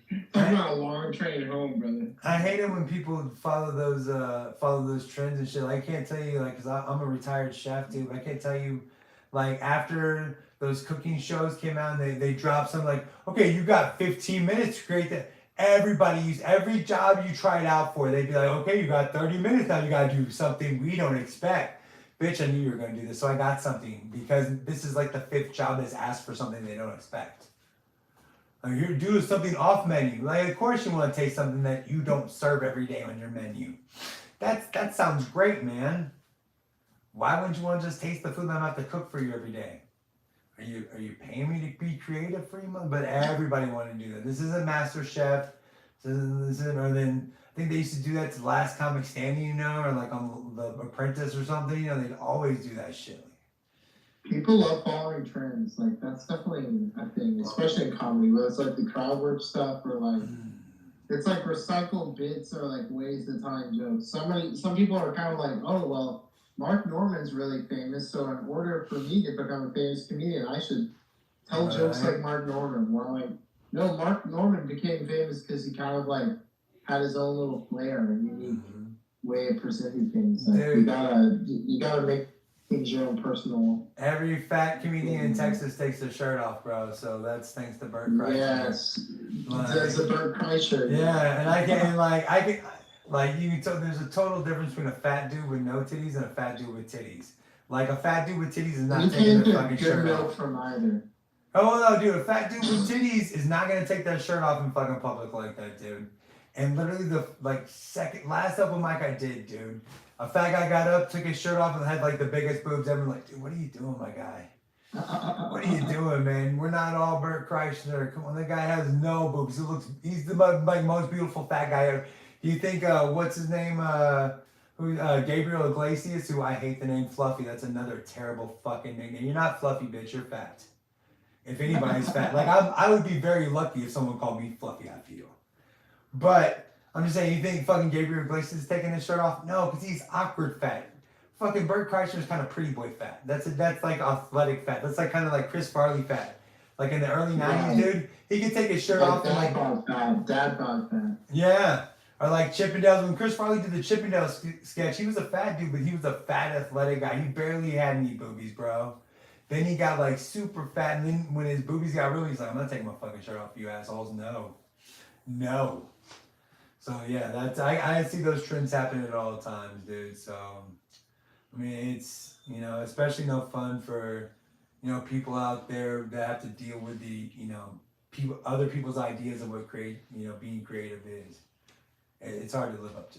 It's hard to live up to. Definitely. And at the end of the day, like, there's some comics or like comedic thinkers that are really good at like tackling like the topics of the world, like South Park, for instance. Like, they make fun of everybody, but I'd say most of the time your best bet to really make people laugh is if you can tell jokes that only you can tell. Like, it doesn't have to be like your style. It can just be shit from your life, because nobody else has your life. Like, if you can find the funny in that, I think that will really. I think at first I was nervous to do that because I felt like I got so hyper focused on like, oh, I gotta be relatable. But now I'm just like, you know what, like, I think I've done the best when it kind of, like, it's not so not relatable that it alienates people, but it's kind of like, you just have to connect just enough. But beyond that, you can kind of lean into your weirdness. And I think people tend to actually really like that and enjoy that. I mean, you also gotta push to get content out there. I mean, there's a comic in Terry something, I forget his name, but I was watching some of his comedy the other day, and one of the jokes I used to always say, I never said it like comedically live on a stage or like even on any of my YouTube stuff. Maybe one time I said it like on live. I was like, I like smoking weed, but I don't really like doing dabs because I feel like crack for stoners. Like, I don't want to get up there with a torch and like a utensil and do all this shit and everything. And so I thought that maybe, you know, I thought that was a funny thing I said. Then I saw this guy do it. You know what's pretty easy is I like smoking pop, and I don't like doing drugs. Dabs feel like drugs. It's like, damn, I can't say that. He got out there first. But then one of my YouTubers, like, I was talking to them, I was like, yeah, so I didn't get to say that joke. And they're like, I hear that everywhere. So maybe he got it from somewhere. Maybe it's just like stream of content, because there's so many premises, dude. It's so hard not to share content. So you really want to be the first to like hit with something. And even if at least you're the first, like, even if you're not famous with it, like, no, I had it first on YouTube, not you, dude. I don't care if you're doing specials and stuff, dude. At least I said it first. Right. Yeah, I mean, that makes sense. And he didn't get the premise from me. I'm not saying he stole the joke from me at all. There's no joke theft, but I mean, it's just, he got it said first, man. I'm sure. But then, you know, I'm sure a million of people have said that, like, because that's how it feels, dude. It feels like crack for stoners. Even though I'm a stoner, Yeah, I like some of these common topics, like, there was one time I thought someone had actually stolen my joke because I know I saw him do that. Then I just saw it happen a couple other times at some other places where I'm like, oh wait, there are more topics that I think that have been tackled in the same sort of way before, you know. So even sometimes when you think you have a unique angle, it's not super unique, which is kind of reassuring in a way. It's kind of like we're all built on like the foundations of others, you know. And we're all kind of the same, like in some way, like whether, you know, you're a little bit younger, I'm a little bit older, I might have a 90s sensibility, but we still might come up with the same type of jokes in some way. And like, I hope you don't feel like I stole from you in any way with the Pokemon thing. I do. Nah. I actually love that. Like, the AI player was like pretty dope. Dude, I get inspired. Like, I make music for my people that subscribe to me and shit, and they come on my lives and stuff like that. But it's only like if I feel inspired by it or shit. I make stuff it's way better than I am, for sure. But dude, when I was like, oh shit, because it's like, gotta catch them all my Bob's products. You gotta listen to all my podcasts, gotta catch them all. That's so brilliant, dude. Good job, dude. Just watching. Unfortunately, like, dude, I couldn't figure out how to get like the kind of like the distinct kind of voice. I couldn't get that voice down, dude. That would have been awesome if I could have gotten somebody that couldn't really sing to do it. Although you can record vocals or something on this stuff, but it's a big. It's all about my pay grade. I'm not doing that, dude. I'm not trying to do that. Man. Right, and I feel like AI is only going to get more user friendly and more advanced in the coming years. So it's going to be really interesting that people that really, I mean, you already have plenty of producers that can't play and like instruments themselves, like in the music. But I think it'll be really much easier for someone that can just kind of make music using AI software that'll sound like. Oh yeah, dude. I mean, I don't know how many songs. I can make 5 free songs a day. I get 5 credits a day, and that's basically 10 songs a day because I get 2 songs for each credit. And it gives you 2 versions each time. Like one version was really bad of that Pokemon song. It was terrible. I do have it was really bad. It was a bad. I should have saved that one to the thing too, so I could play it for you, dude. I'll send it to you later so you can listen to it offline, dude. But it was a very bad version of that Pokemon song. What I wanted to kind of get to, dude. I just created because you know that song from Rent, 526 minutes. They're like. The Sound of Music song. Yeah. And so I just made one of those, but it's all Bob's product and shit. And it starts saying, but it's kind of a banger, dude. It's kind of a banger, man. There's a couple of songs that this thing made. Like, man, this is kind of a jam, dude. Like, what's nice, dude. But whatever, man. Whatever, dude. But I mean, I definitely don't agree with using ChatGPT to, construct your 5-minute sets or, you type 5 or whatever it is, because I've like looked. Dude, that's the one thing. I think one of the last things that AI will. I don't know if it'll ever be able to accomplish is find a way to make someone laugh. No, but I mean, can't imagine it doing that. Dude, I bet you I could probably ask Chat, and I'm not gonna ever try this, but I bet you I could probably ask ChatGPT to try to come up with a joke and give it a couple like parameters or some shit like that. And then if I put it in my own words and kind of try to give it a funny spin, but you'd have to have somewhat, again, it would have to be like however much of my talent plus AI. Like, you know what I mean? Like, it might help you come up with the words and maybe spell shit correctly or do all that, because, I mean, that's what I think AI can do, but it can't do everything. You can't just say it like all months or like, well, how did the chicken cross the road to get to the other side and my dick was there? Like, that's just not, like, you have to be somewhat funny and have a way to say it or like get it across. And I don't think, and from what I've looked at, like when I write stuff or try to have shit written in my voice, it never comes out with ChatGPT. Basically what it's good at is writing 3 to 4 sentence descriptions of a video with a catchy hook and come up with a good title. And give me like, I need 450 characters of tags separated by commas, no other punctuation, not numbered. That's what it's good for. I don't have to spend 30 minutes trying to come up with that shit. That's what it's good for. That's it. I will say, there's a show I follow a little bit in New York City. It's called the AI versus Human Roast Battle, where basically, like, it's exactly what it sounds like. And when I've kind of been involved in the show now for about a year or so. Even just in the past year, it's still like the AI has never won the roast battle, but it has gone significantly better just in a year. So it's a show where I'm like, wow, this is moving so fast at a level that I can't. Well, it learns. That's how it remembers. That's how it remembered all the things. Like I literally just said, I wanna make a Pokemon song, but instead of Pokemon, change it to the title of my podcast, ChattN OUT, and just add in a bunch of Bob's product and stuff about my YouTube channel that you know from all the discussions that we've had, and then it puts out that whole song right there. That's what it does.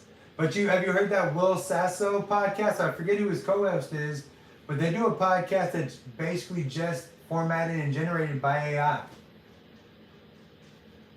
Oh, dude, there's a show. Maybe you heard of this product. Like, there's actually, I think this is a different podcast, but I did a podcast once where it was like I wouldn't say it was an AI podcast, but all the questions were generated by AI and pre-recorded. And it sounds like I'm talking to a real human, but it's actually like an AI person the whole time. And what theirs is basically it's like two guys, and each day, you know, because they pay for whatever the best software is, and they do all that each day. The AI will come up with whatever their podcast is going to be that day, and then they, you know, but again they bring their own human flair and sensibilities because they're two comics interacting with this AI thing that's making it funny. It's not because the AI is so brilliant yet, and I mean. Granted, it definitely should not, but it's only going to get better, dude. Like, the more we interact with it, the more we talk with it, it's only going to get better. It's only going to be able to write a script, or, you know, I don't think it'll ever be able to write jokes like me and you were talking about, but definitely it's going to take some human sensibility. If you give it, like, hey, this is a script, but basically improv off this script, I'm pretty How good are these sex robots and dolls going to be 20 years from now? That's what God, dude, I don't even want to talk. Like, I can't. Can you imagine being a kid today and like any interest you want, you just Google it or fucking. Unfortunately, we can't get any more in Texas. It's illegal at this moment. But Pornhub or anything you want's available on there.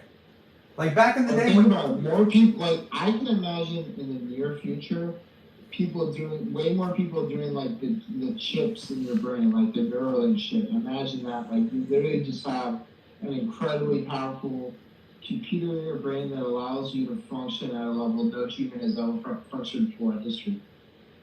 Especially since I'm so old, dude, I might be up for that, dude.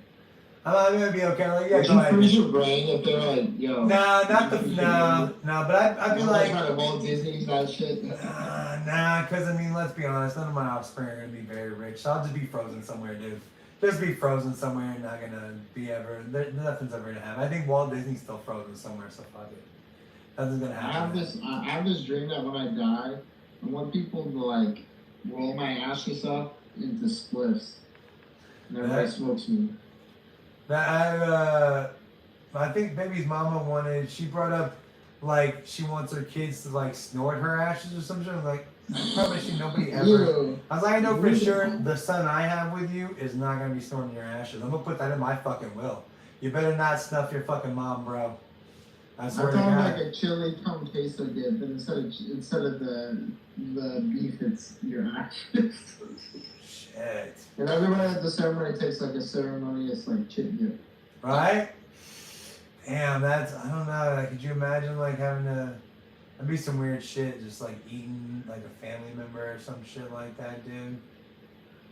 Yeah, I guess it's like cannibal vibes. I guess, kind of. Dude, although one of my subscribers just finished a short film, and it's not the best short film. Like you can tell, it's made by like some younger kids, dude.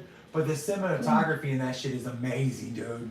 Like there are some like legit shots in that. I don't know if it was the direction or the cinematography they did, but there's some legit shots going off in that thing, dude. I'm like, damn, you motherfuckers. I wish I should like, cause like when YouTube first came, you know how hard it was to fucking put some shit up on YouTube, dude. Now I do all this off of phones and shit. And I got all like, dude, there was no way I could have gotten this shit done. Like, no, dude, no. If I would have figured this shit out when I was a chef, I could have just set a camera up while I was cooking for like 12 hours a day and try to like make a little bit extra money on the side or some shit like that, dude. But right. Then between that and just you can fucking Google or look up any sexual thing you want, dude. There's just, I don't know. There's just you can't. Because you couldn't get too weird because, you know, maybe, you know, you might like some weird shit. Maybe you have some weird shit type of ideas, but you couldn't just Google it to find out if you liked it. I'm almost prepared to say that cell phones are like a new body part at this point. Because I found myself when my phone breaks, experiencing the same level of anxiety and fear that when somebody that's having a health issue would have. Like, think about it, you literally go to some places they're called phone doctors. Oh yeah. And you can get insurance for your phone. It's like and I don't know, it feels like you can't even participate in society at the same level as everybody else if you don't have a phone on you. You can do. I mean, literally, it's that. I mean, especially with what I do with the YouTube and the stupid shit. Like, I mean, I got a cell phone right there. I got this one doing fucking call-ins. I got my computer running you. You know, if one of those things goes down on any of my things, it makes everything that much more difficult. Donnie Boy just said, imagine having an allergic reaction to family members' ashes. That would be hilarious, you know. Donnie Boy, you're out of your fucking element, Donnie Boy. He's got his own That'd be son. sad. That'd be sad. Like, if you're the one family member that has a bad reaction. Yeah, I mean, right. be haunted? I'm not sure. It might be. Donnie Boy is a little bit haunting, man. He's a little bit.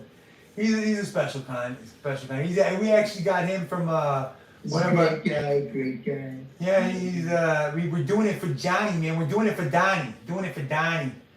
But we actually got him from a YouTuber that I'm beefing with. He's called Uncle Filthy. And the whole reason for this YouTube beef is I do a wrestling podcast on Friday nights, and I also do a Wednesday night podcast as well, dude. And this guy's a wrestler that I found on doing this vertical live shit, and he sounded like Andrew Dice Clay, but he's from Arkansas. I was like, howdy doopsies, how's it going, everybody? And I'm a terrible impression, but this is how this guy sounded.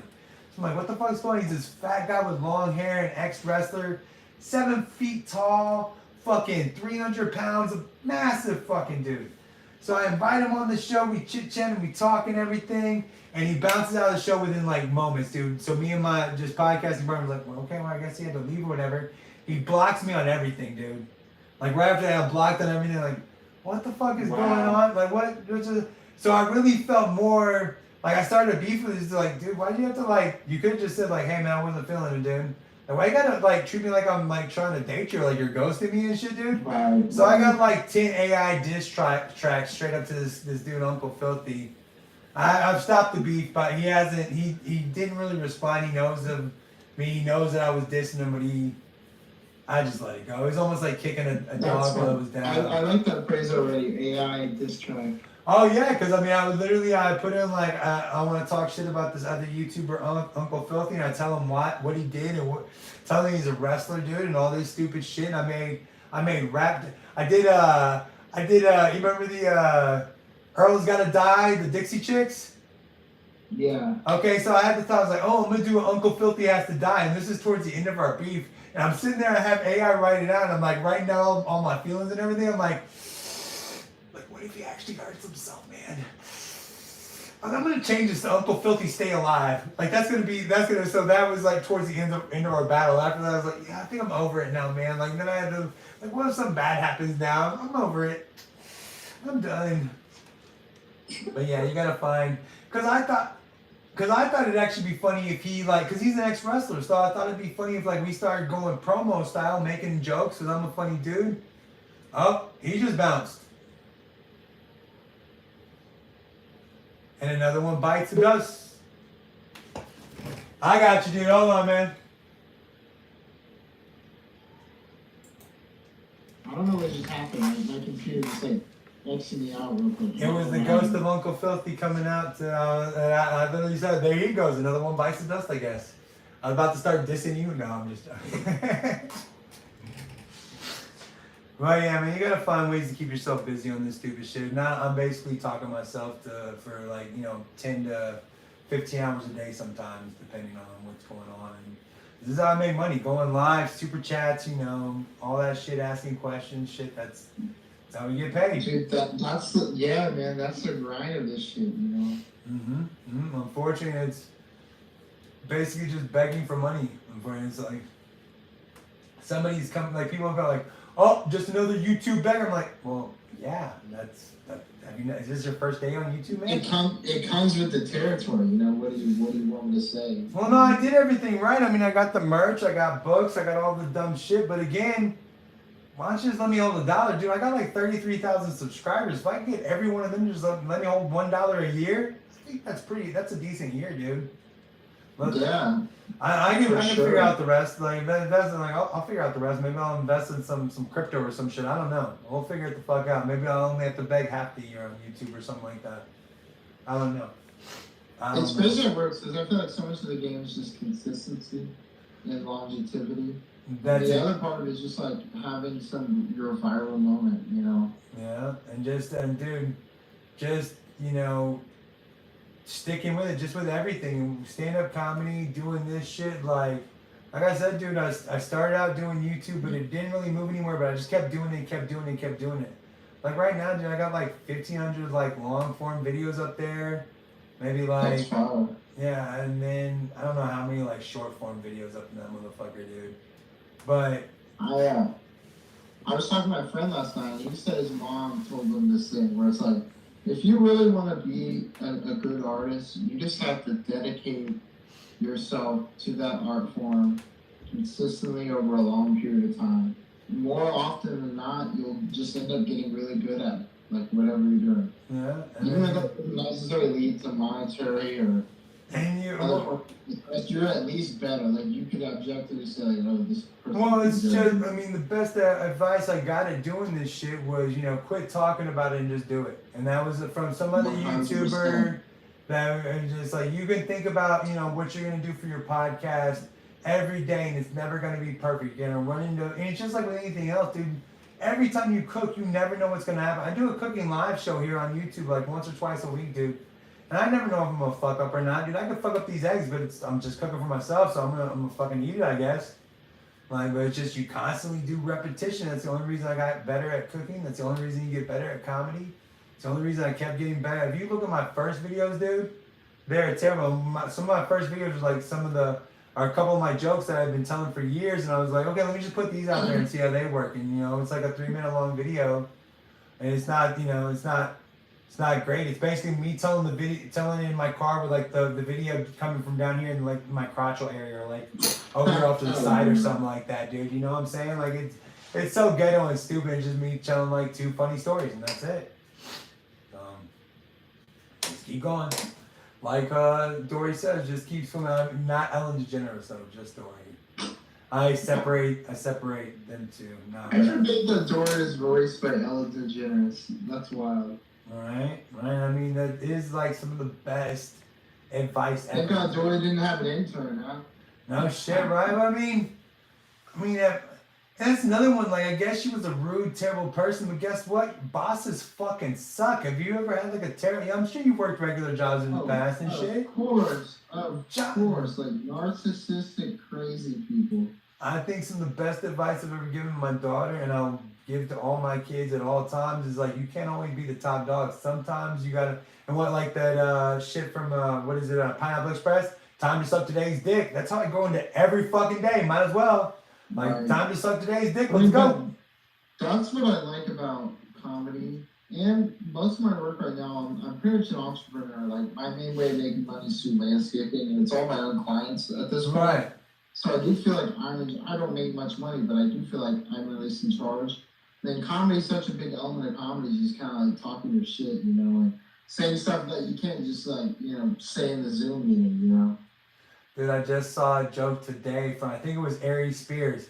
I think that's Ari Spears. He was doing crowd work, and he was like, "Who you work for, brother?" He's like, "I work for myself." He's like, "Oh, you work for yourself?" He's like, "Yeah, man." He's like, "What's your company called?" He's like, Ed and Company. And he's like, "How many people in your company?" "Just me." He's like, "Well, who the fuck's the company then, man? Why is it just called Ed?" And with those like that, fuck it. That's funny. Makes it sound better, like Ed and Company. Like I'm just one dude, but I don't want to sound like one dude. Like I used to just do personal chef shit, but it was called Keenan Cooks for You. That I didn't like. Yeah, you gotta get that good branding for your LLC, you know. Unfortunately, though, there was definitely a hike in business or decline in business whether I put a picture of my dumb white face on there or not. Because without that white face, people would. I'm serious. I would get less business without my dumb ass white face up there. That's funny. It's funny, but also fucked up, dude. Like it is. Hey, wait, you telling me a black dude can't cook good food, guys? Like, what is going on? You know. But maybe because I was a personal chef, you say you don't want a black dude invited into your home? Like, what's happening here, guys? Whatever, dude. Or with a name like Keenan, you get a lot of, you know, my ex-wife, like every time she tells somebody, "Oh, I just got married to this guy named Keenan," they're like, "Is he a black guy?" I used to think that all they were racist. No, she was actually racist. I just didn't know it yet.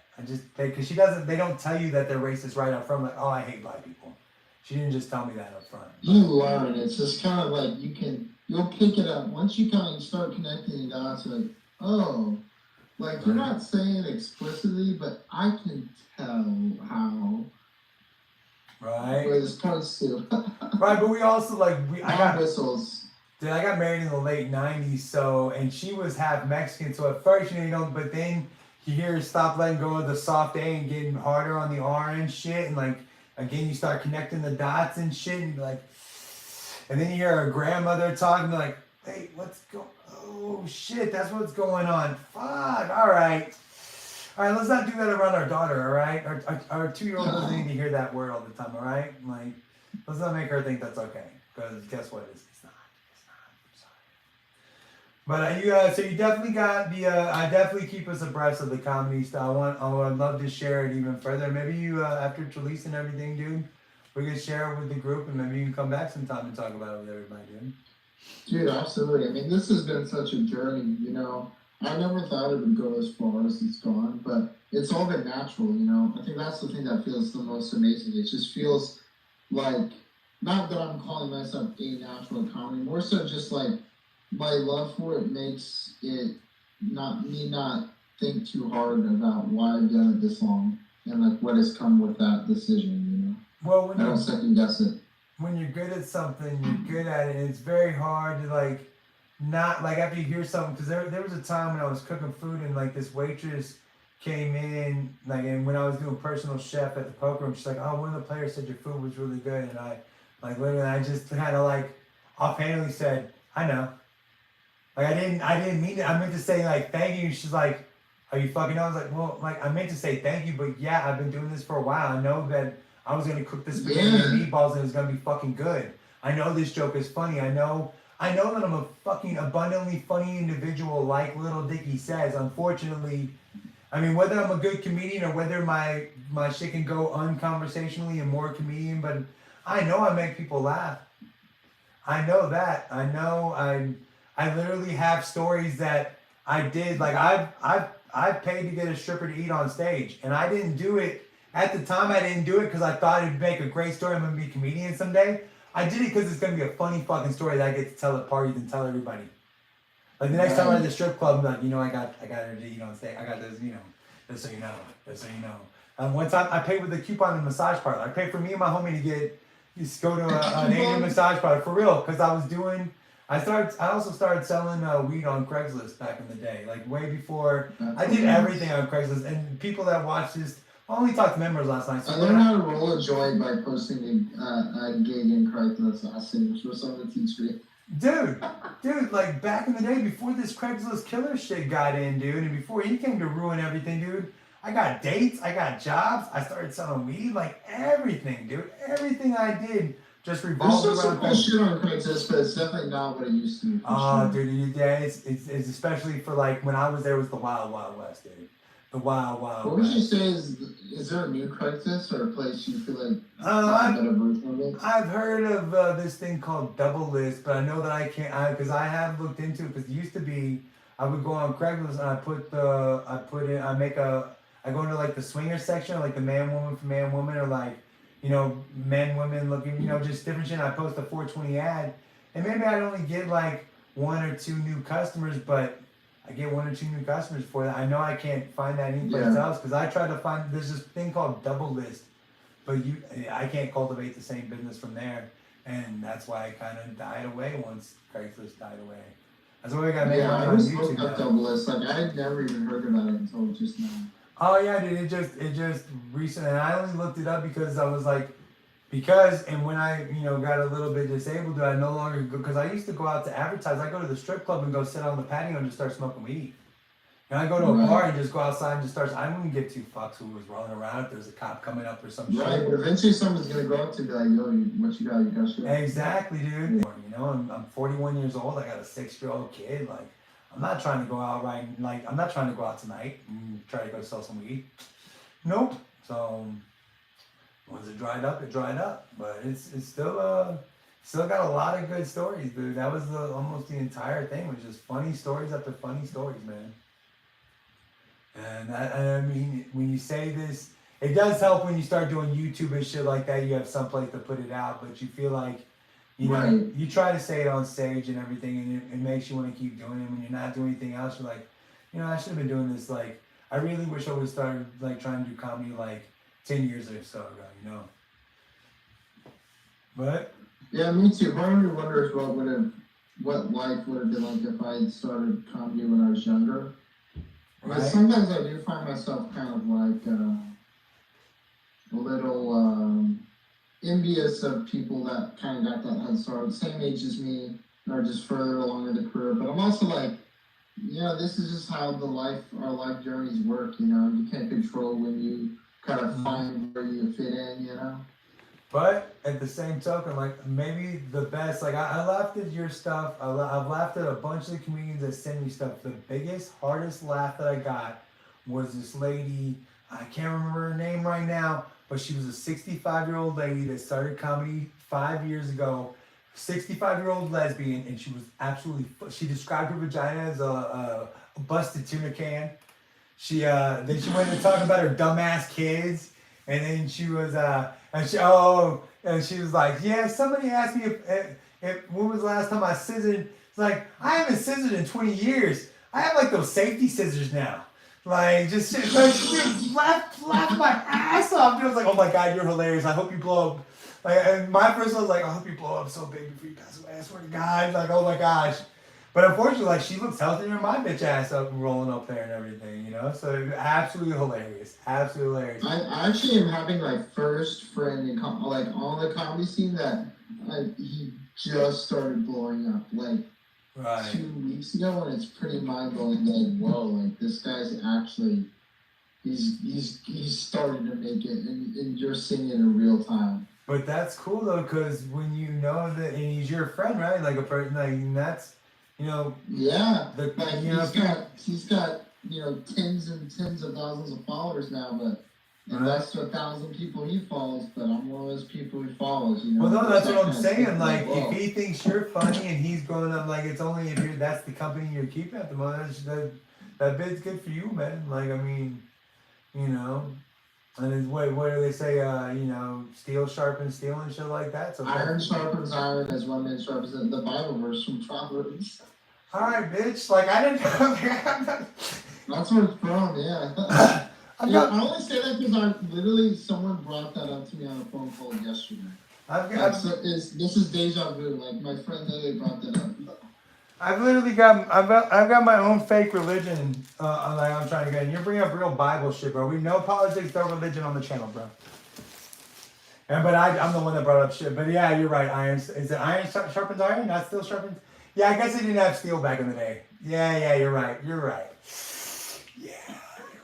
You're right. But see that, like, I remember sharpening as a chef, like, steel sharpens steel. That's exactly what I was thinking. Like, oh, you're sharpening steel, so why wouldn't steel sharpen steel? God, dude, thanks for making me feel dumb. And on that note, let's fucking end this fucking podcast now. They just ruined the night for me, man. Dude, this has been a chill time. Like, I've enjoyed speaking. And that's what I really wanted to, like, foster, is I wanted a place for, up-and-coming comedians to be themselves and not just... Because I've watched a lot of interviews of comedians lately because of me doing that stuff. And it just seems there's not too many funny podcasts out there for a younger comedian or up-and-coming comedian, not at least that I could find, or not that people share with me. For sure. I like what you're doing because, like, of course you're doing a service in a way, like, you're providing this platform, but at that same token, like, you're kind of adding to your own arsenal too. Like, it's going to be cool where, like, one day you'll have so many of these kind of style of interviews where you can be like, like, some of these people might actually go on to the next level, and you can be like, I was more like the OG. Oh yeah, that's his name, Terry Miles. Terry Miles in Denton. He's very funny. But I asked him because he does it at the place where I was doing the open mic, and I was like, hey man, I caught a couple of your stuff, find you real funny. I was like, I have a pretty good following, I have a good platform and stuff. I'd love to interview. And he's from Denton, and I was like, I got like a national kind of platform and everything. He was like, thanks, but no thanks, man. So now, Terry Miles, when you want something, no, dude, no. Everybody that did want to talk to me when I was in shit, bro. And now I am posting this where you can definitely see it, so. But I don't wish him bad at all. But I do want him to, like, damn it, I should not have, like, turned him down for that interview, man. That would have been great. But that's what I do hope to do is, share y'all, because, I mean, you're from Brooklyn. There'd be no chance of me knowing who you were all at or any of your stuff at all. Unless Yeah, it's for this right from now. Houston, but live in Brooklyn. But Well, yeah, I get this. It's cool for me to feel like I'm connecting with someone from Texas in the Texas scene. Even though I'm across the country, but there's still that Texas connection there. You know? But you know, Dallas and Houston do not get along, dude. Like, we literally play the song Houston Sucks. Houston Sucks, like, it's played on our sports radio station every time that we play y'all. Houston Sucks, Houston Sucks. Like, we're like Drew Carey or some shit in the 90s. I'm for real, man. I'm for real. Well, I appreciate it, Patrick. And is there anything you want to plug or anything? You just want to plug the description? Because I got all those links in the description, but we definitely want to see the. I want to hear those copy diss tracks. I'll actually plug one thing today. I'll plug for anybody that wants to see wants to learn more about the cool comedy scene happening in North Jersey. Check out the Jersey Comedy Boys. I'm a regular on their shows, so I'm doing their show at Pizza Time this Friday. Jersey Comedy Boys in all platforms. They got really funny content and shows that they promote. If you want to catch a flair of what comedy New Jersey's like these days. All right, man. We will definitely check that out, dude. That is awesome, dude. I hope you keep growing, and I hope I get to say I interview you one day. I hope you regret this interview, and I get to, like, fucking blackmail you with it. No regrets, brother. No regrets. No regrets. You ever see that shit, We're the Millers, that dumbass kid with fucking no regrets? No regrets. Every time somebody says that, that's the dumb shit that lives on. Oh, real quick, before we get off, dude, do we have any comments from anybody important? Donnie boy, you're out of your element. We don't care, bro.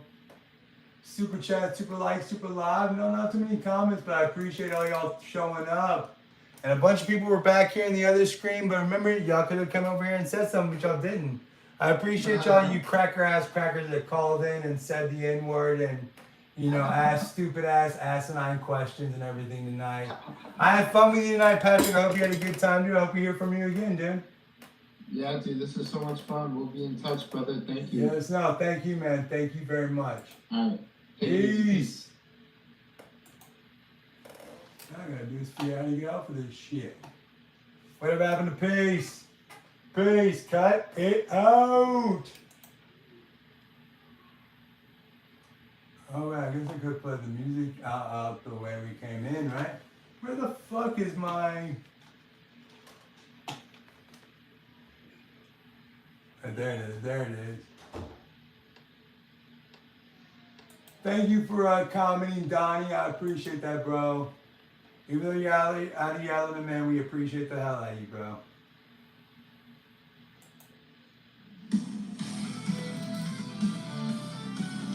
Thanks for joining ChattN OUT. We're all ChattN OUT. We want to thanks again to Patrick Golden. There's links in the description. Don't forget to go find them, like, share, subscribe to stuff. Remember, the North Jersey Comedy Boys is going to share that with us.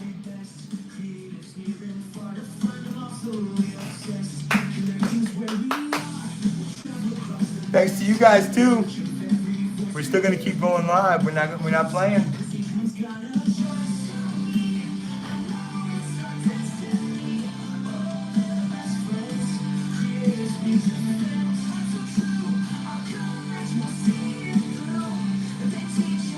Here we go. ChattN OUT. Gotta catch ChattN OUT. Peace out, guys. We love and miss ya. Boom.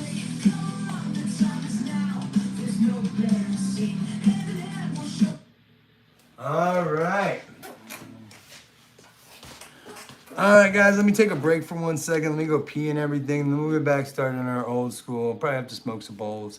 But we'll get back started on our regular old shit like we usually do. But thanks y'all for sticking around tonight. I appreciate it. I'm in the confessional. It's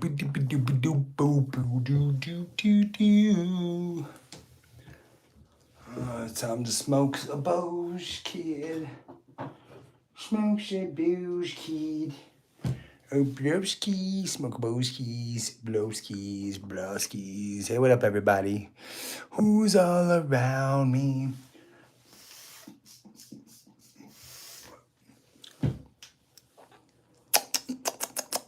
What up? Lee Bick, he ain't no Lee bitch.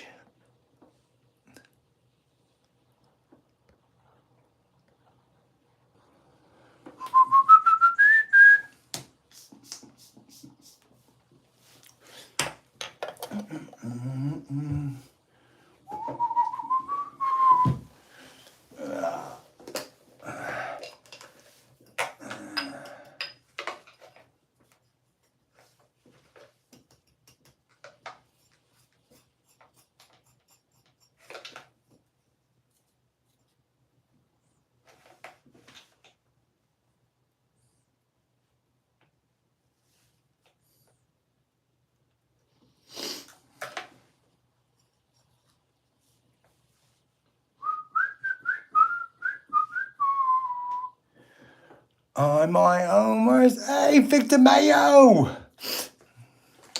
You became a subscriber, mate. We appreciate you becoming a member, man. I don't mean to burn the bam. I think it's hot out here tonight. We're not out here, out there, out where, up there. Thanks for subscribing or becoming a member, a paid membership. Are you a member?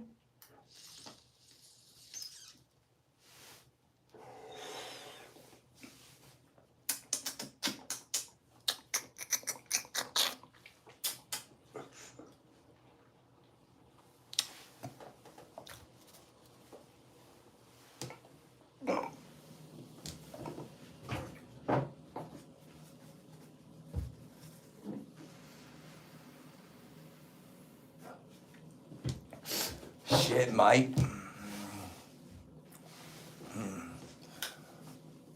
No, wait, that's why it's almost falling over. Hold on.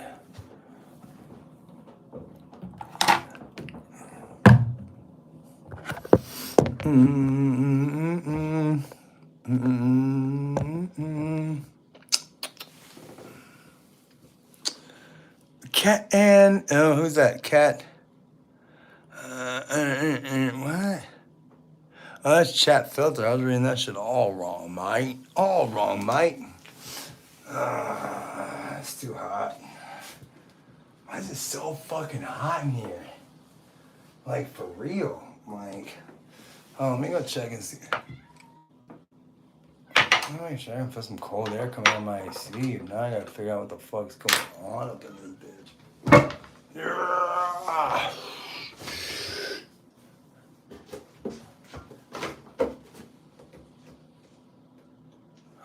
Let me go check this shit. See, I feel like somebody fucked with it or did something.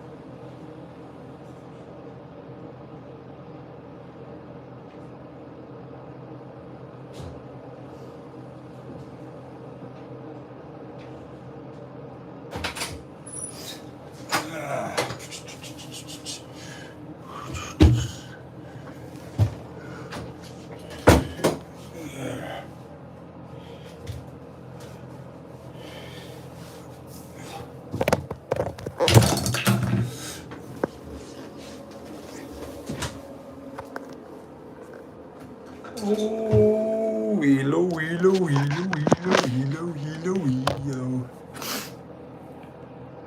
It's very zoomed in.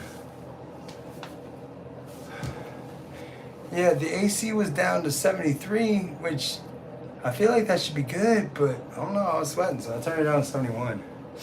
Fuck that. I mean, I don't want to sweat, you know what I'm saying? I don't know what I'm saying?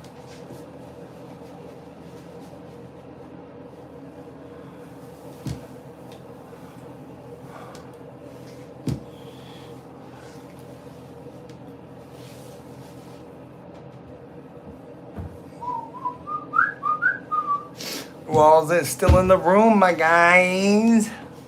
Hello, hello. What's up, Lee Bick? How you doing? I'm sorry, guys, I can't see that well. I'm just smoking the bows.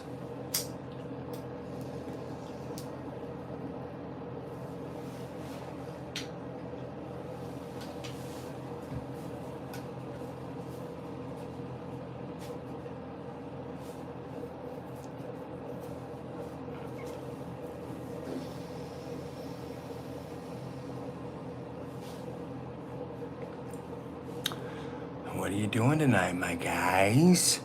What are you doing tonight, man? We just had a pretty good, not very good and not pretty good, a very good interview with Patrick Golden. I still got to paste, still got to post the guy's interview from the other night. I don't know if I got any interviews for tomorrow or not. I need to see about that shit. I don't have an interview tomorrow, at least not at the moment. I'm probably gonna take tomorrow night off. At least of interviews. I'll still go live with y'all and do y'all's thing. But I'm probably gonna take tomorrow off of interviews. This has been I've done 3 interviews in a row, right? Did Tim Loss last night. I did Bob Lament the night before that, and then Patrick Gold tonight. Oh, tonight, hello. Like you said, the best way to get better is something just repetition. Boom, boom, boom. Know what I mean?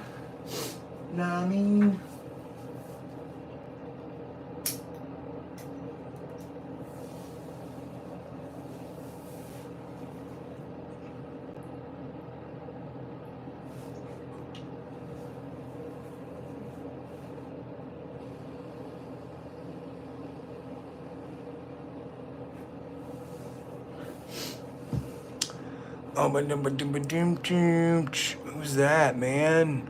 Oh, it's Lee Bick. What up, Lee Bick? Yeah, you know Lee Bitch and Donnie Boy. Did y'all hear the mod discussion? 6,000 more subscribers, and I'll add 3 or 4 more mods. Oh, my pussy wants in here. My pussy went over the mountain. My pussy went over the berry. That was a good interview. I had fun.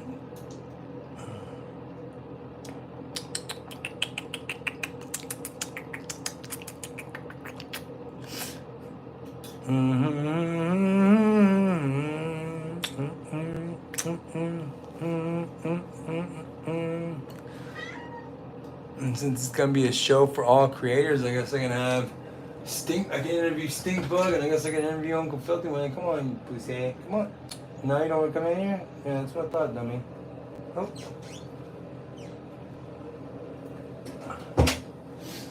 Yeah, so maybe I could ask Uncle Filthy or Stink and other creators I know. Other like small time YouTubers.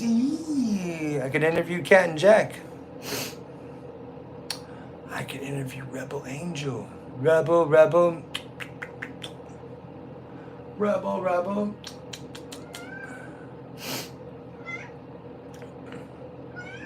I tried to let you in here. Come in here then, stupid. I know you just want to run back and forth. What do you want?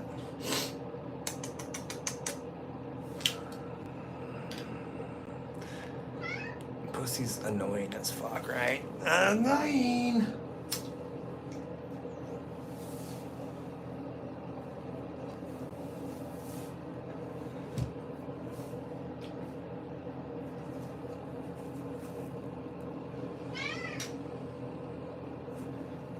I wish you enjoyed getting stoned. I get you stoned, dummy.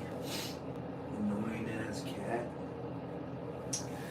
Annoying ass cat. Come here then. What do you want?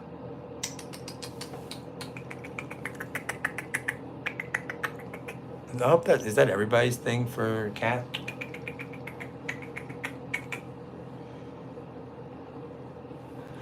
That's my thing for a cat. Hello, mother. Hello, father. Here I am, in Camp Granada.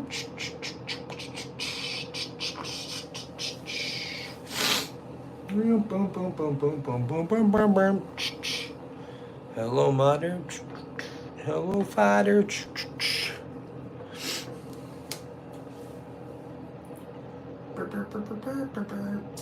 Nanny, can't you see?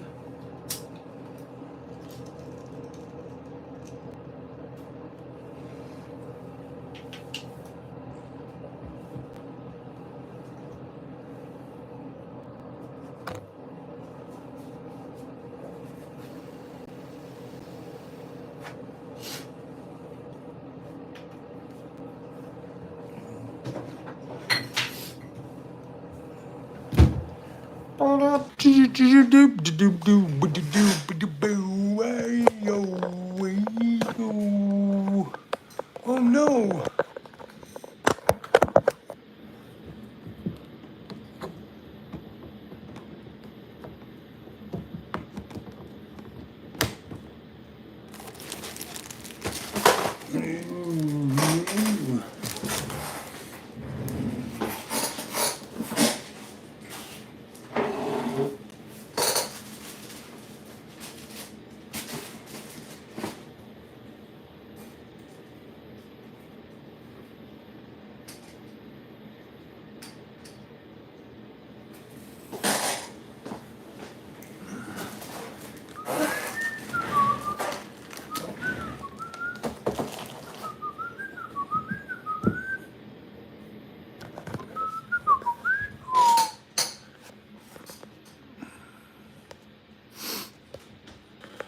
Oh, how's everybody doing? How's it going, everybody? Rock your body. Donnie, lay back. God no, lay bitch.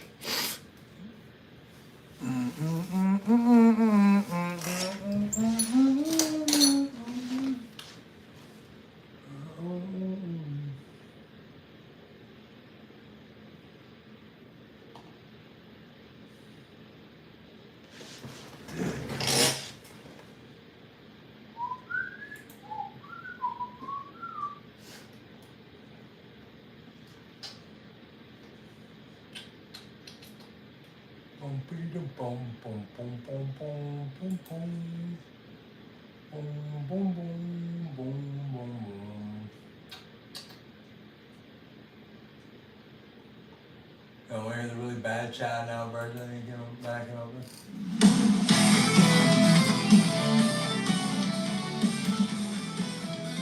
Well, that's the good one. That's the good one.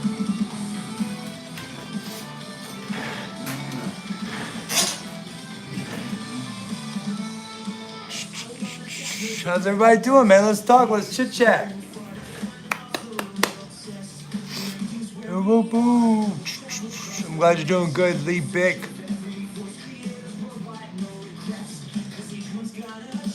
Thanks, man.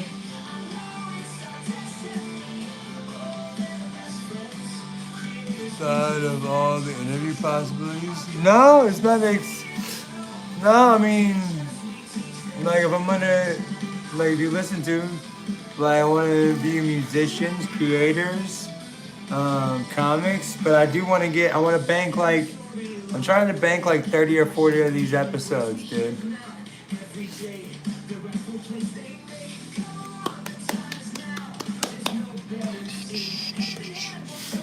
Not exploding, not exploding.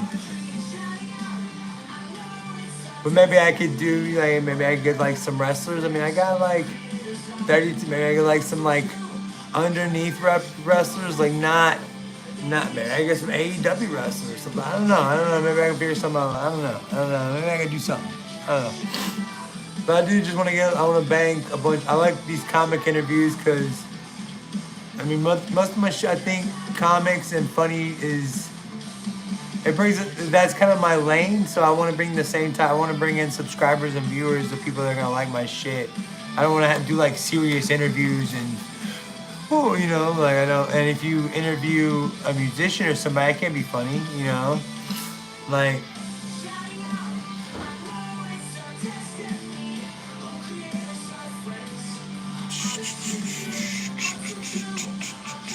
Well, thank you for the good interviews, guys.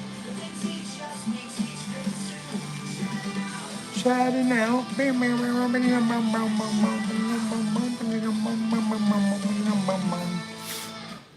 Yeah. Hey. Oh, you're right. You're like, okay, here. If you spend the floors right now, transfer is something about just learn about. You get to give me first.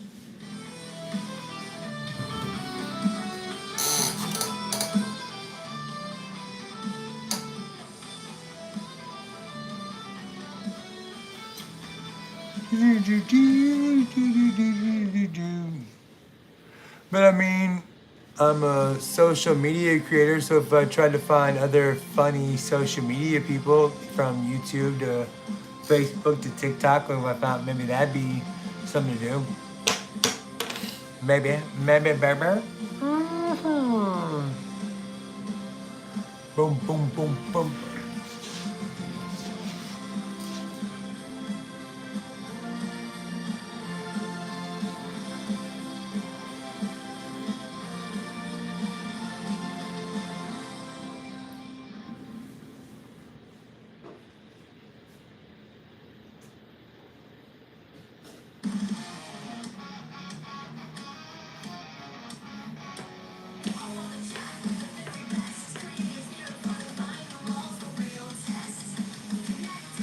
See, it's bad.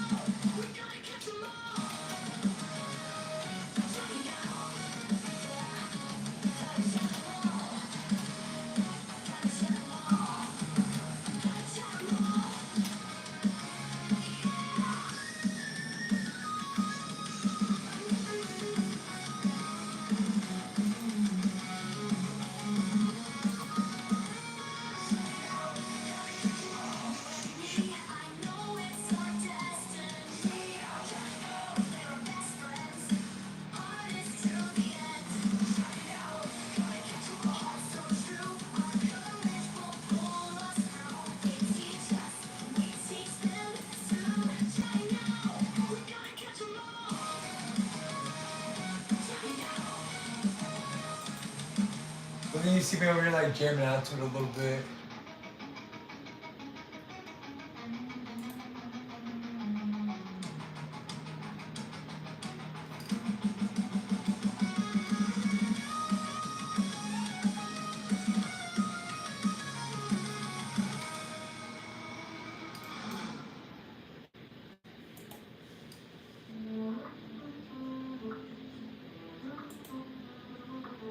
I know you want to share your dreams and celebrate the vibes. It's all about the team. When you're feeling low, just look to the sky with Bob in the mix. We're ready to fly. Give it to Bob, we'll make it right. Turn up the bass, it's party tonight. With laughter and love, the rise above in this family. It's all about Bob. So let the music play, feel a deep groove. With every heartbeat, you know we'll move. From the chat to the stage, we'll light up the night. Together we shine, everything feels right. We'll make it right. Turn up the bass, it's all Sorry guys, give me just a moment. rise above in this family. It's all about love.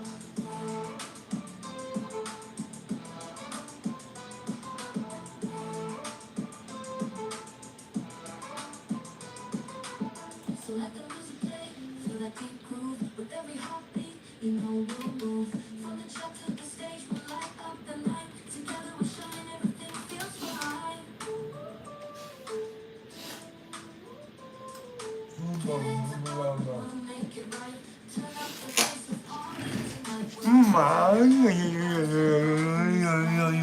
it's all Doug Kilner, hello man, how you doing, man? We're chilling. I just did an interview with Patrick Golden, a comedian from New York City, but he's from Houston.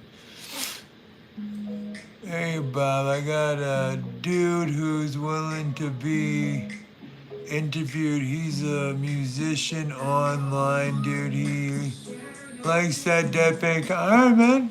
Send him my directions on the, or send me his information, or have him email me at boroughs.product@gmail some way.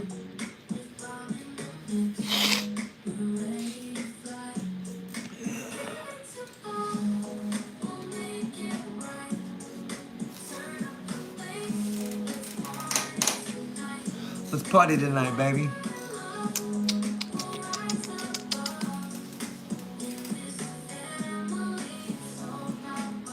It's all about Bob.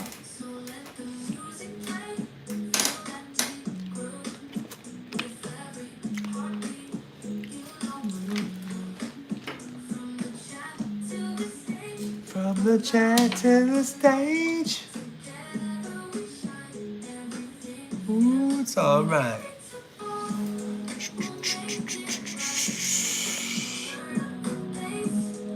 My name is Lee Bitch. I ain't no Lee Bitch. What?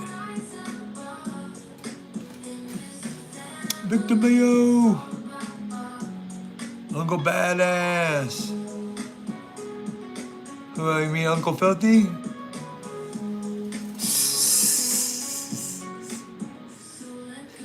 That'd be hilarious. I was saying,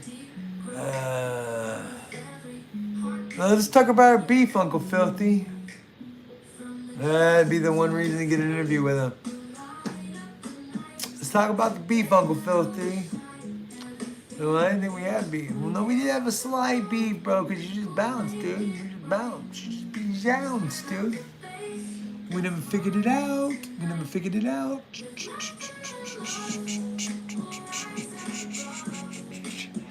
I don't think it's Uncle Filthy, because I don't think Donnie and Uncle Filthy get along anymore. Have y'all patched things up, man? Have you and Uncle Filthy made it all right? Do y'all love each other again, or? Boom, boom, boom, boom, boom, boom, boom, boom, boom, boom, boom,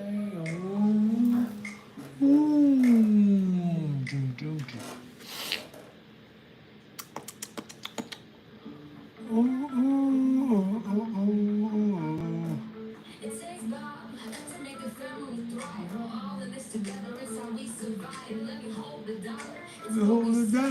Product style, we're here to stay. It takes Bob.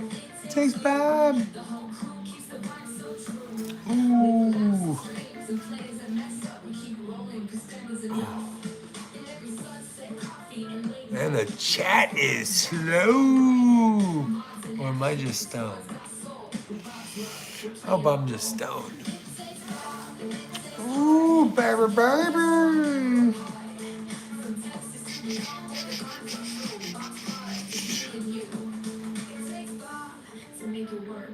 And I don't think Uncle Filthy is willing to be interviewed either.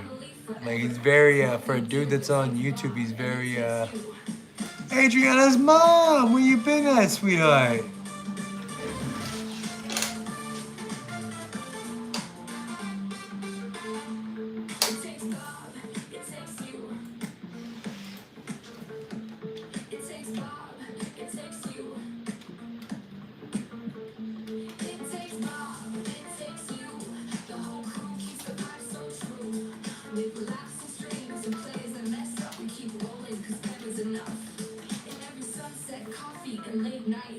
Like, this is one of the few songs that I like both of them on.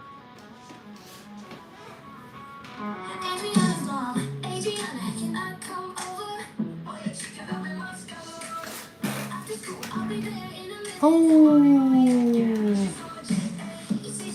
What's up, Adriana's mom?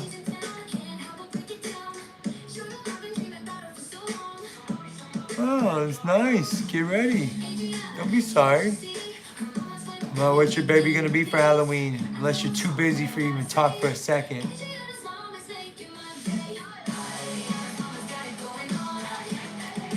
Both versions are pretty good. Both versions are good. And you know, it's available for download.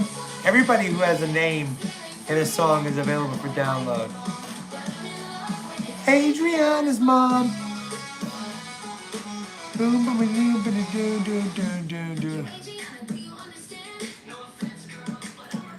He's gonna be. I swear I had to look twice because I thought that said snitch. He's gonna be a snitch. Like a rat. Like, I know you're from the East Coast, so y'all probably get down with that shit. Gotta be a Stitch, like Lilo and Stitch. Adriana Caliente. Oh, it's Adriana's mom. The next version is more reggaeton. This is more punk with a slight Latin vibe. I know from Disney. I know Lilo and Stitch. I had a baby when Lilo and Stitch first came out. That's how old I am, Adriana's mom. Please, dude, I know that. Whoa, whoa, whoa. Caliente. I like how they're like chanting in the background. Like it's like the whole band is chanting Caliente. Oh, I'm sorry. And it's like a woman's voice. Adriana's mom. Where can I? On the Stand Store. It's open for business. Stand Store. QR code. There's a link in the description. Digital download.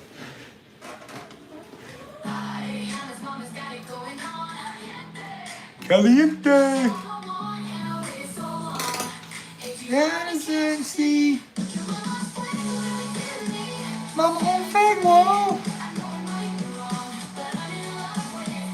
His mom.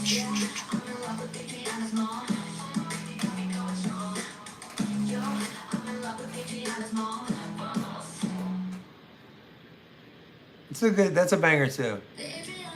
This is the more reggaeton.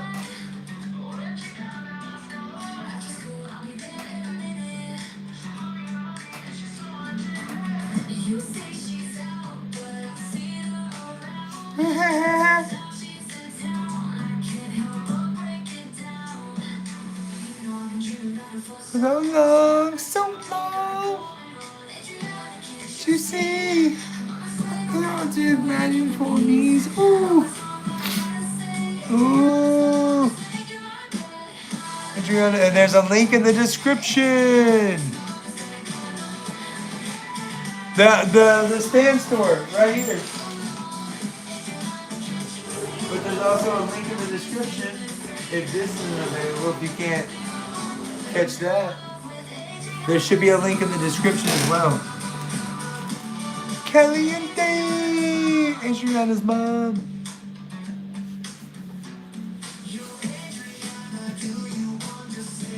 Do you understand?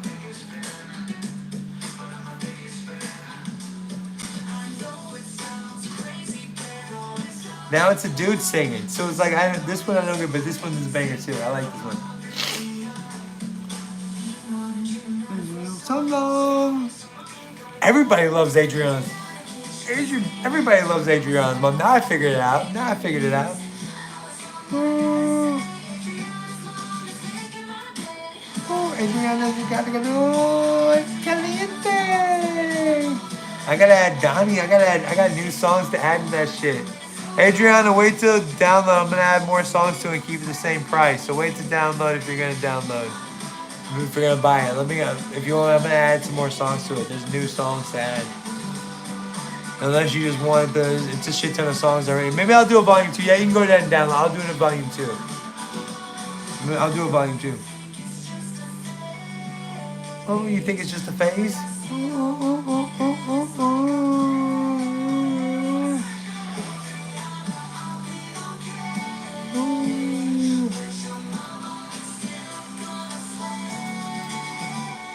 Mama's still gonna slay. That's fucking fire. You gotta give it to Adriana's mom's got it going on. The monolith, the man, the myth, the legend, Bob. I got it going on. But Gandalf the wizard, that right? Do I have that written right here somewhere on one of my cards? I am Gandalf the Grey somewhere for a song. Oh, is this the one? No, I have it written somewhere. I just saw it on a card. I was like, why do I have Gandalf the Grey written down? Boom. I'm sure it's for a song or remembering something I forget. Victor Mayo. What's up?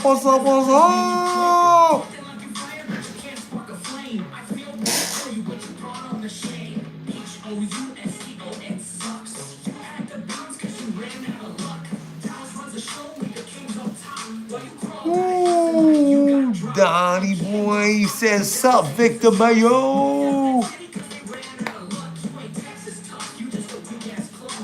Weak ass clone.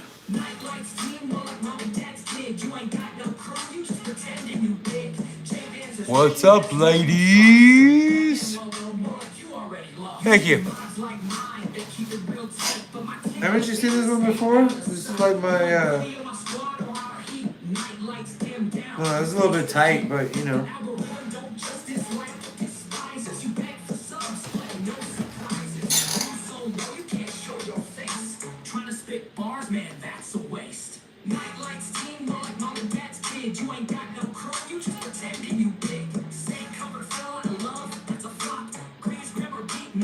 Where it stops. I rap Ray beats more like a joke. Dr. Scruff and B's beats all broke.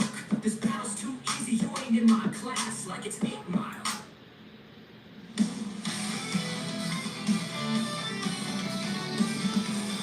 This one's a new banger for me.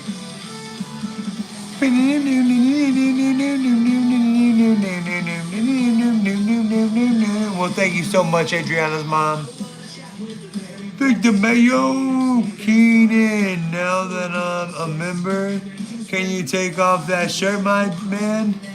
Dude, dude, there's a million fucking videos with my shirt off. Why? And I told you, I'm not gonna take my shirt off when you ask me to. I'm sorry. I didn't know that was a part of membership. I guess you can cancel your membership, Victor Mayo, and I really hate to see you go, bro, but I understand. Them titties might be a part of the deal some places. Maybe you should go check out this guy named Uncle Filthy. Ask Donnie Boy about him, dude. He shows a lot of tip, bro. Some of us don't show a lot of tip, man.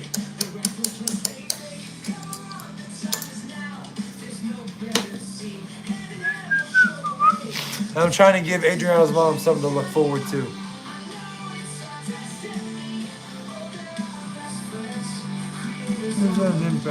Ooh.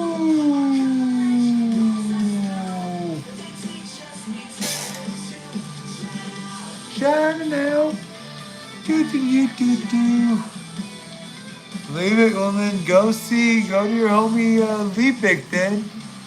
That's his Australian shit, mate.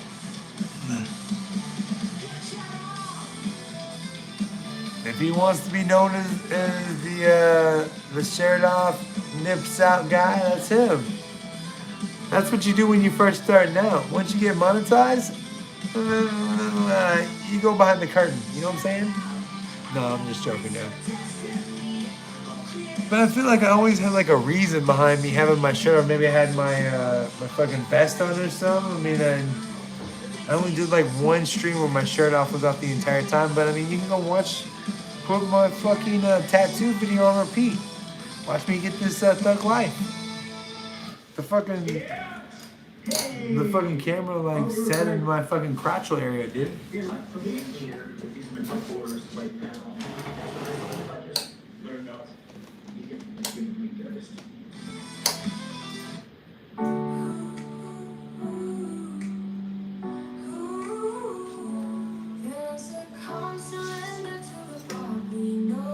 Can you feel the vibe tonight? Ooh, ah.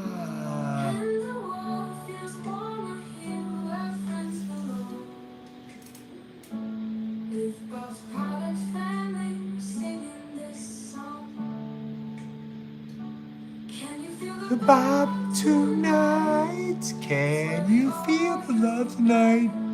It'd be funny if you tease like yo titty Tuesday next week, then you take the shirt off, you got a nipple.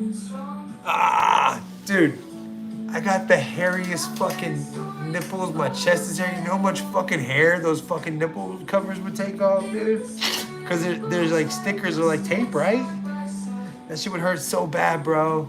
Like I'm mad hairy. Look at that shit, dog. Look at that. Look at that. Ah! Look at that. Look, I got a long ass nip hair, bro. No. Adrian's mom. Could I get like some like, I guess I could just like,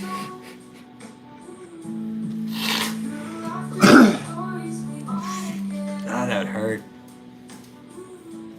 Dude, seriously, like they, the doctor, like when they have to like take my blood or, you know, give me my shot for like my flu or COVID or some shit, dude, and they fucking wrap the tape around my shit. I was like, dude, this is more hurtful than the fucking needle, dude. Like, you understand that, right? Like, you just did not give a fuck about my hair at all. Like, usually right around here, though, like, because there's a little hair there. I mean, that shit hurts, dude. Dicks. I don't like the setup. I'm gonna be missing fucking. I'm gonna look like fucking 40-year-old virgin and have like my nipples not hairy and shit. Can't do it. Not gonna do it.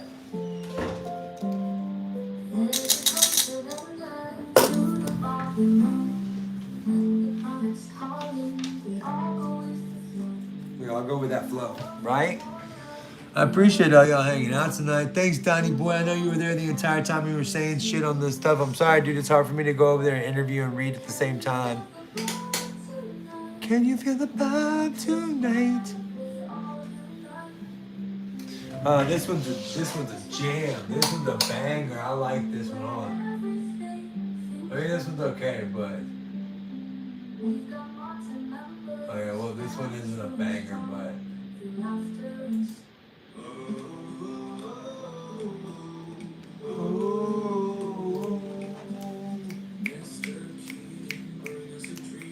I'll bring you a drink, baby. I'll make it the wildest you ever seen. Kind of X-rated, like my toothpicks. Xero flavored toothpicks. Hit the link in the description. Boom. Have we gotten paid? You got weed. Yeah, I got paid. Player. BIGIC. Yeah, I got paid, bro. about to knock out. I'll be back soon. Good night, Adriana. I'll be up in the morning if you're around. It's good to see you. Thank you every time you got a moment for it. I'm glad you got to hear your song. Sleep tight. Dream of me. Mr. Keenan's good. This is for you. Mr. Keenan, bring us a dream. Good night. You want no, I'm joking. That's so great. I'm sorry. I'll kiss my hand. You kiss your hand. No, that's weird. It's weird, bro.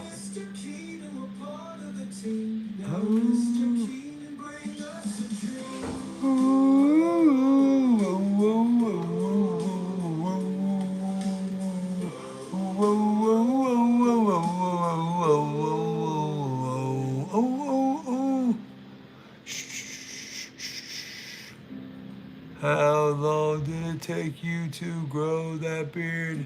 Not that long. I've had it for like 6 years, as long as my son's been alive. But dude, I feel like I could shave it all off and I'd probably have it grown back within 6 months, at least this long, within 6 months. And it's probably been like, shit.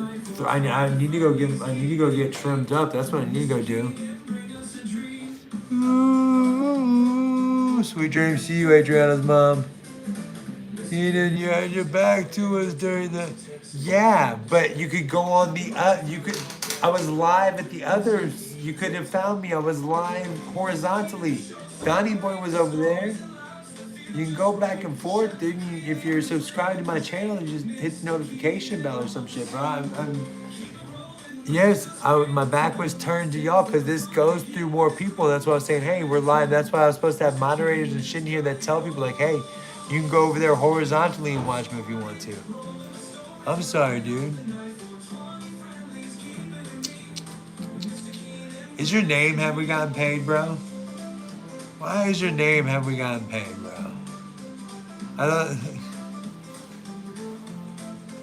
I thought you were being like, I thought you were the dude with no fucking name. Sweet dreams, Adriana's mom. I'm pretty tired too. Even though I woke up late today, I feel like I just need to catch up with some sleep. I did finally get some pop. I don't like this one as much. But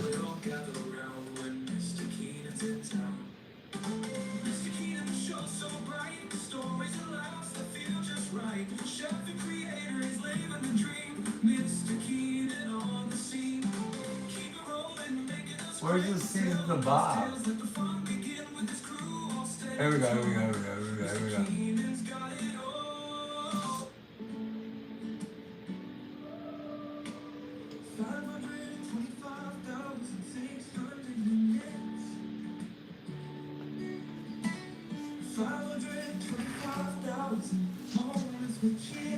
Oh yeah, D. Sheldon. It's your birthday. Nah, this was my son's balloon that he doesn't want me to get rid of yet. His birthday was October 6th. I know his birthday's October 9th. But I guess that was from October 9th. Yeah, that was October 9th. Or this might have been. No, yeah, this was from his birthday party at his school, October 9th. Okay, cool.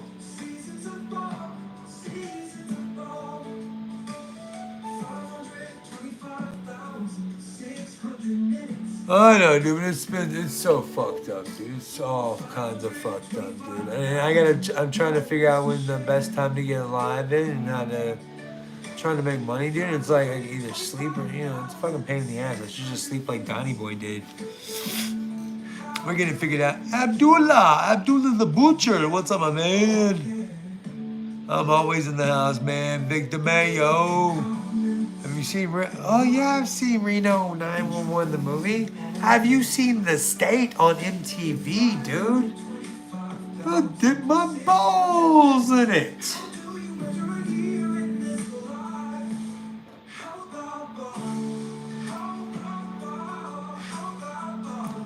How about Bob? Right, I know, dude.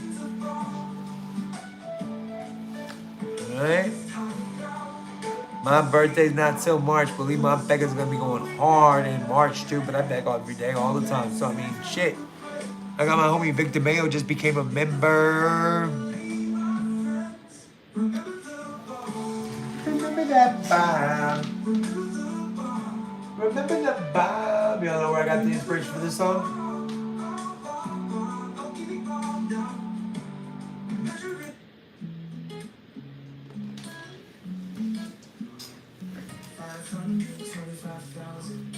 600 minutes. 125,000.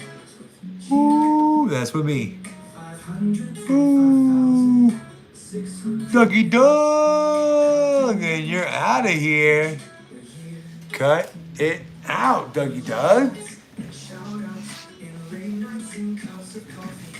Why'd you tell us your name and then you're gonna leave, my man?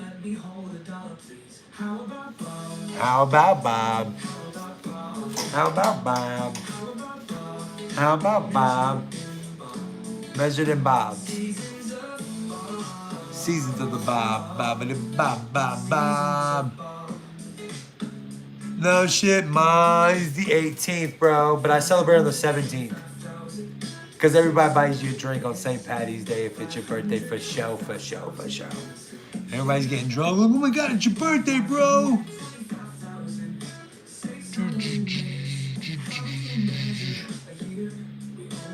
He was asking me whose birthday it was. He's probably just asking me my birthday and steal my identity or some shit, or fucking watch him wind up with no money in the bank tomorrow. Luckily for you, I already got no money in the bank, bitch. You're gonna get in my bank account and you're like, fuck, what a waste of time. How about Bob? About Bob. And it was just my son's birthday, but he was asking about what day my birthday is because he said his birthday was in March. So we're both some Pisces. My daughter's a Pisces too. Pisces are the best. Even though I don't technically believe in the zoological, zodiacal shit, but you know, gotta know you're a piece of shit.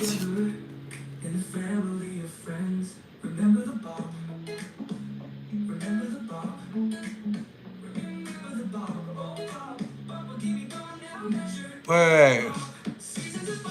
What were you talking about the wait, you talking about the birthday? Oh shit. You're right, because I might be the cutoff. Cause yeah, it's like the 19th. It's the 19th of February to like the 19th or 20 or something. I don't know what it is. It's very close. I know that. I'm the fin of the fish. Oh.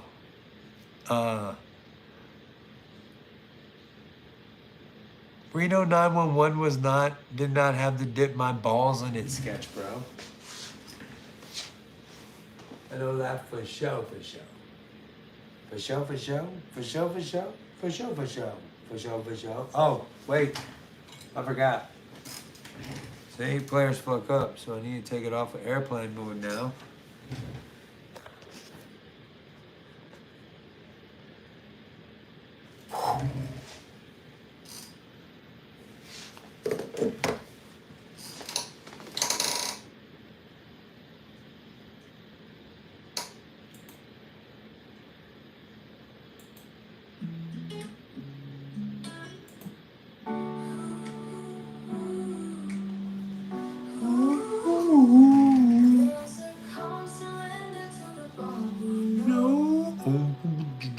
Murder says hi to his homie Lee Bick. Mommy, you good? It's always my birthday, bro. It's going, it's going, and it's gone. Lee Bick's waiting for me to get the fuck off the air so he can go on live. He's like, how much longer is this stupid cunt gonna be fucking doing his dumb shit? We watched your fucking interview. We don't need to watch you anymore, mate. Once you get off the air, then everybody will come watch me watch and wax my car and fucking fix it and like crank on my fucking knob and shit, mate. You know what I'm saying?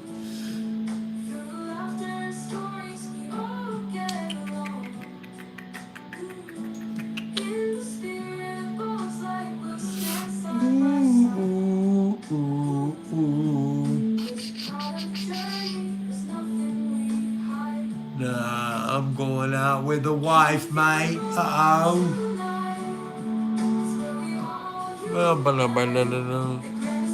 Go get some breakfast or something, mate. Shit, it's midnight. Ooh, fuck. Brother Vampiro, I need him to roast me for 10 minutes. What are you talking about? The dingo ate my baby. The dingo ate your baby. Seinfeld. That's what I think of now when you say the dingo ate your baby. I think of Seinfeld was fucking Elaine going to that woman who says, "Have you seen my fiance anywhere? My baby? Have you seen my baby? Is my fiance up there with my baby?" Or something like that, or some shit. I don't know, right? The dingo ate my baby. I know Verde might be working or he might be off work tonight, so he might be hanging out with his lady, dude. He might be, you know. Oh, man, your machinist college. Should go out celebrating, bro. See, he'll be on live stream later for everybody. We all go with the flow.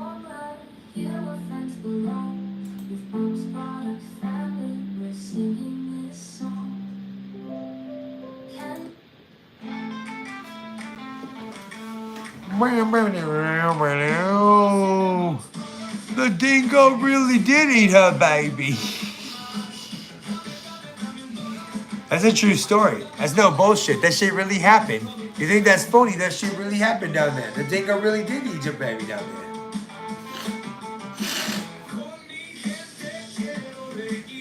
Los Lonely Boys.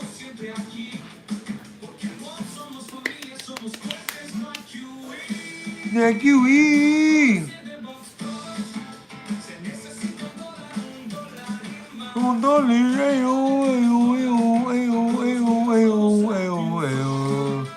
it's a true fucking story. It really happened there.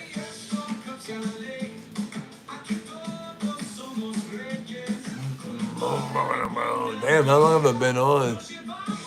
Damn, 172 minutes. I don't know if I have enough to make it in 200 minutes right now. Yeah.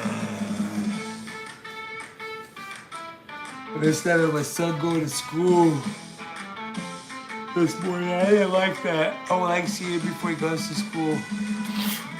I didn't like waking up and my son's already gone to school. And like I asked him, I was like, I just didn't wake up. That's how fucking tired I was. I just didn't wake the fuck up. So, you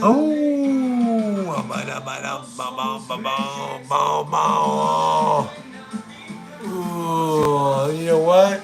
On that note, the dingo can eat that baby. Whatever happened to peace? Peace. Cut it. Oh wait, cut it out.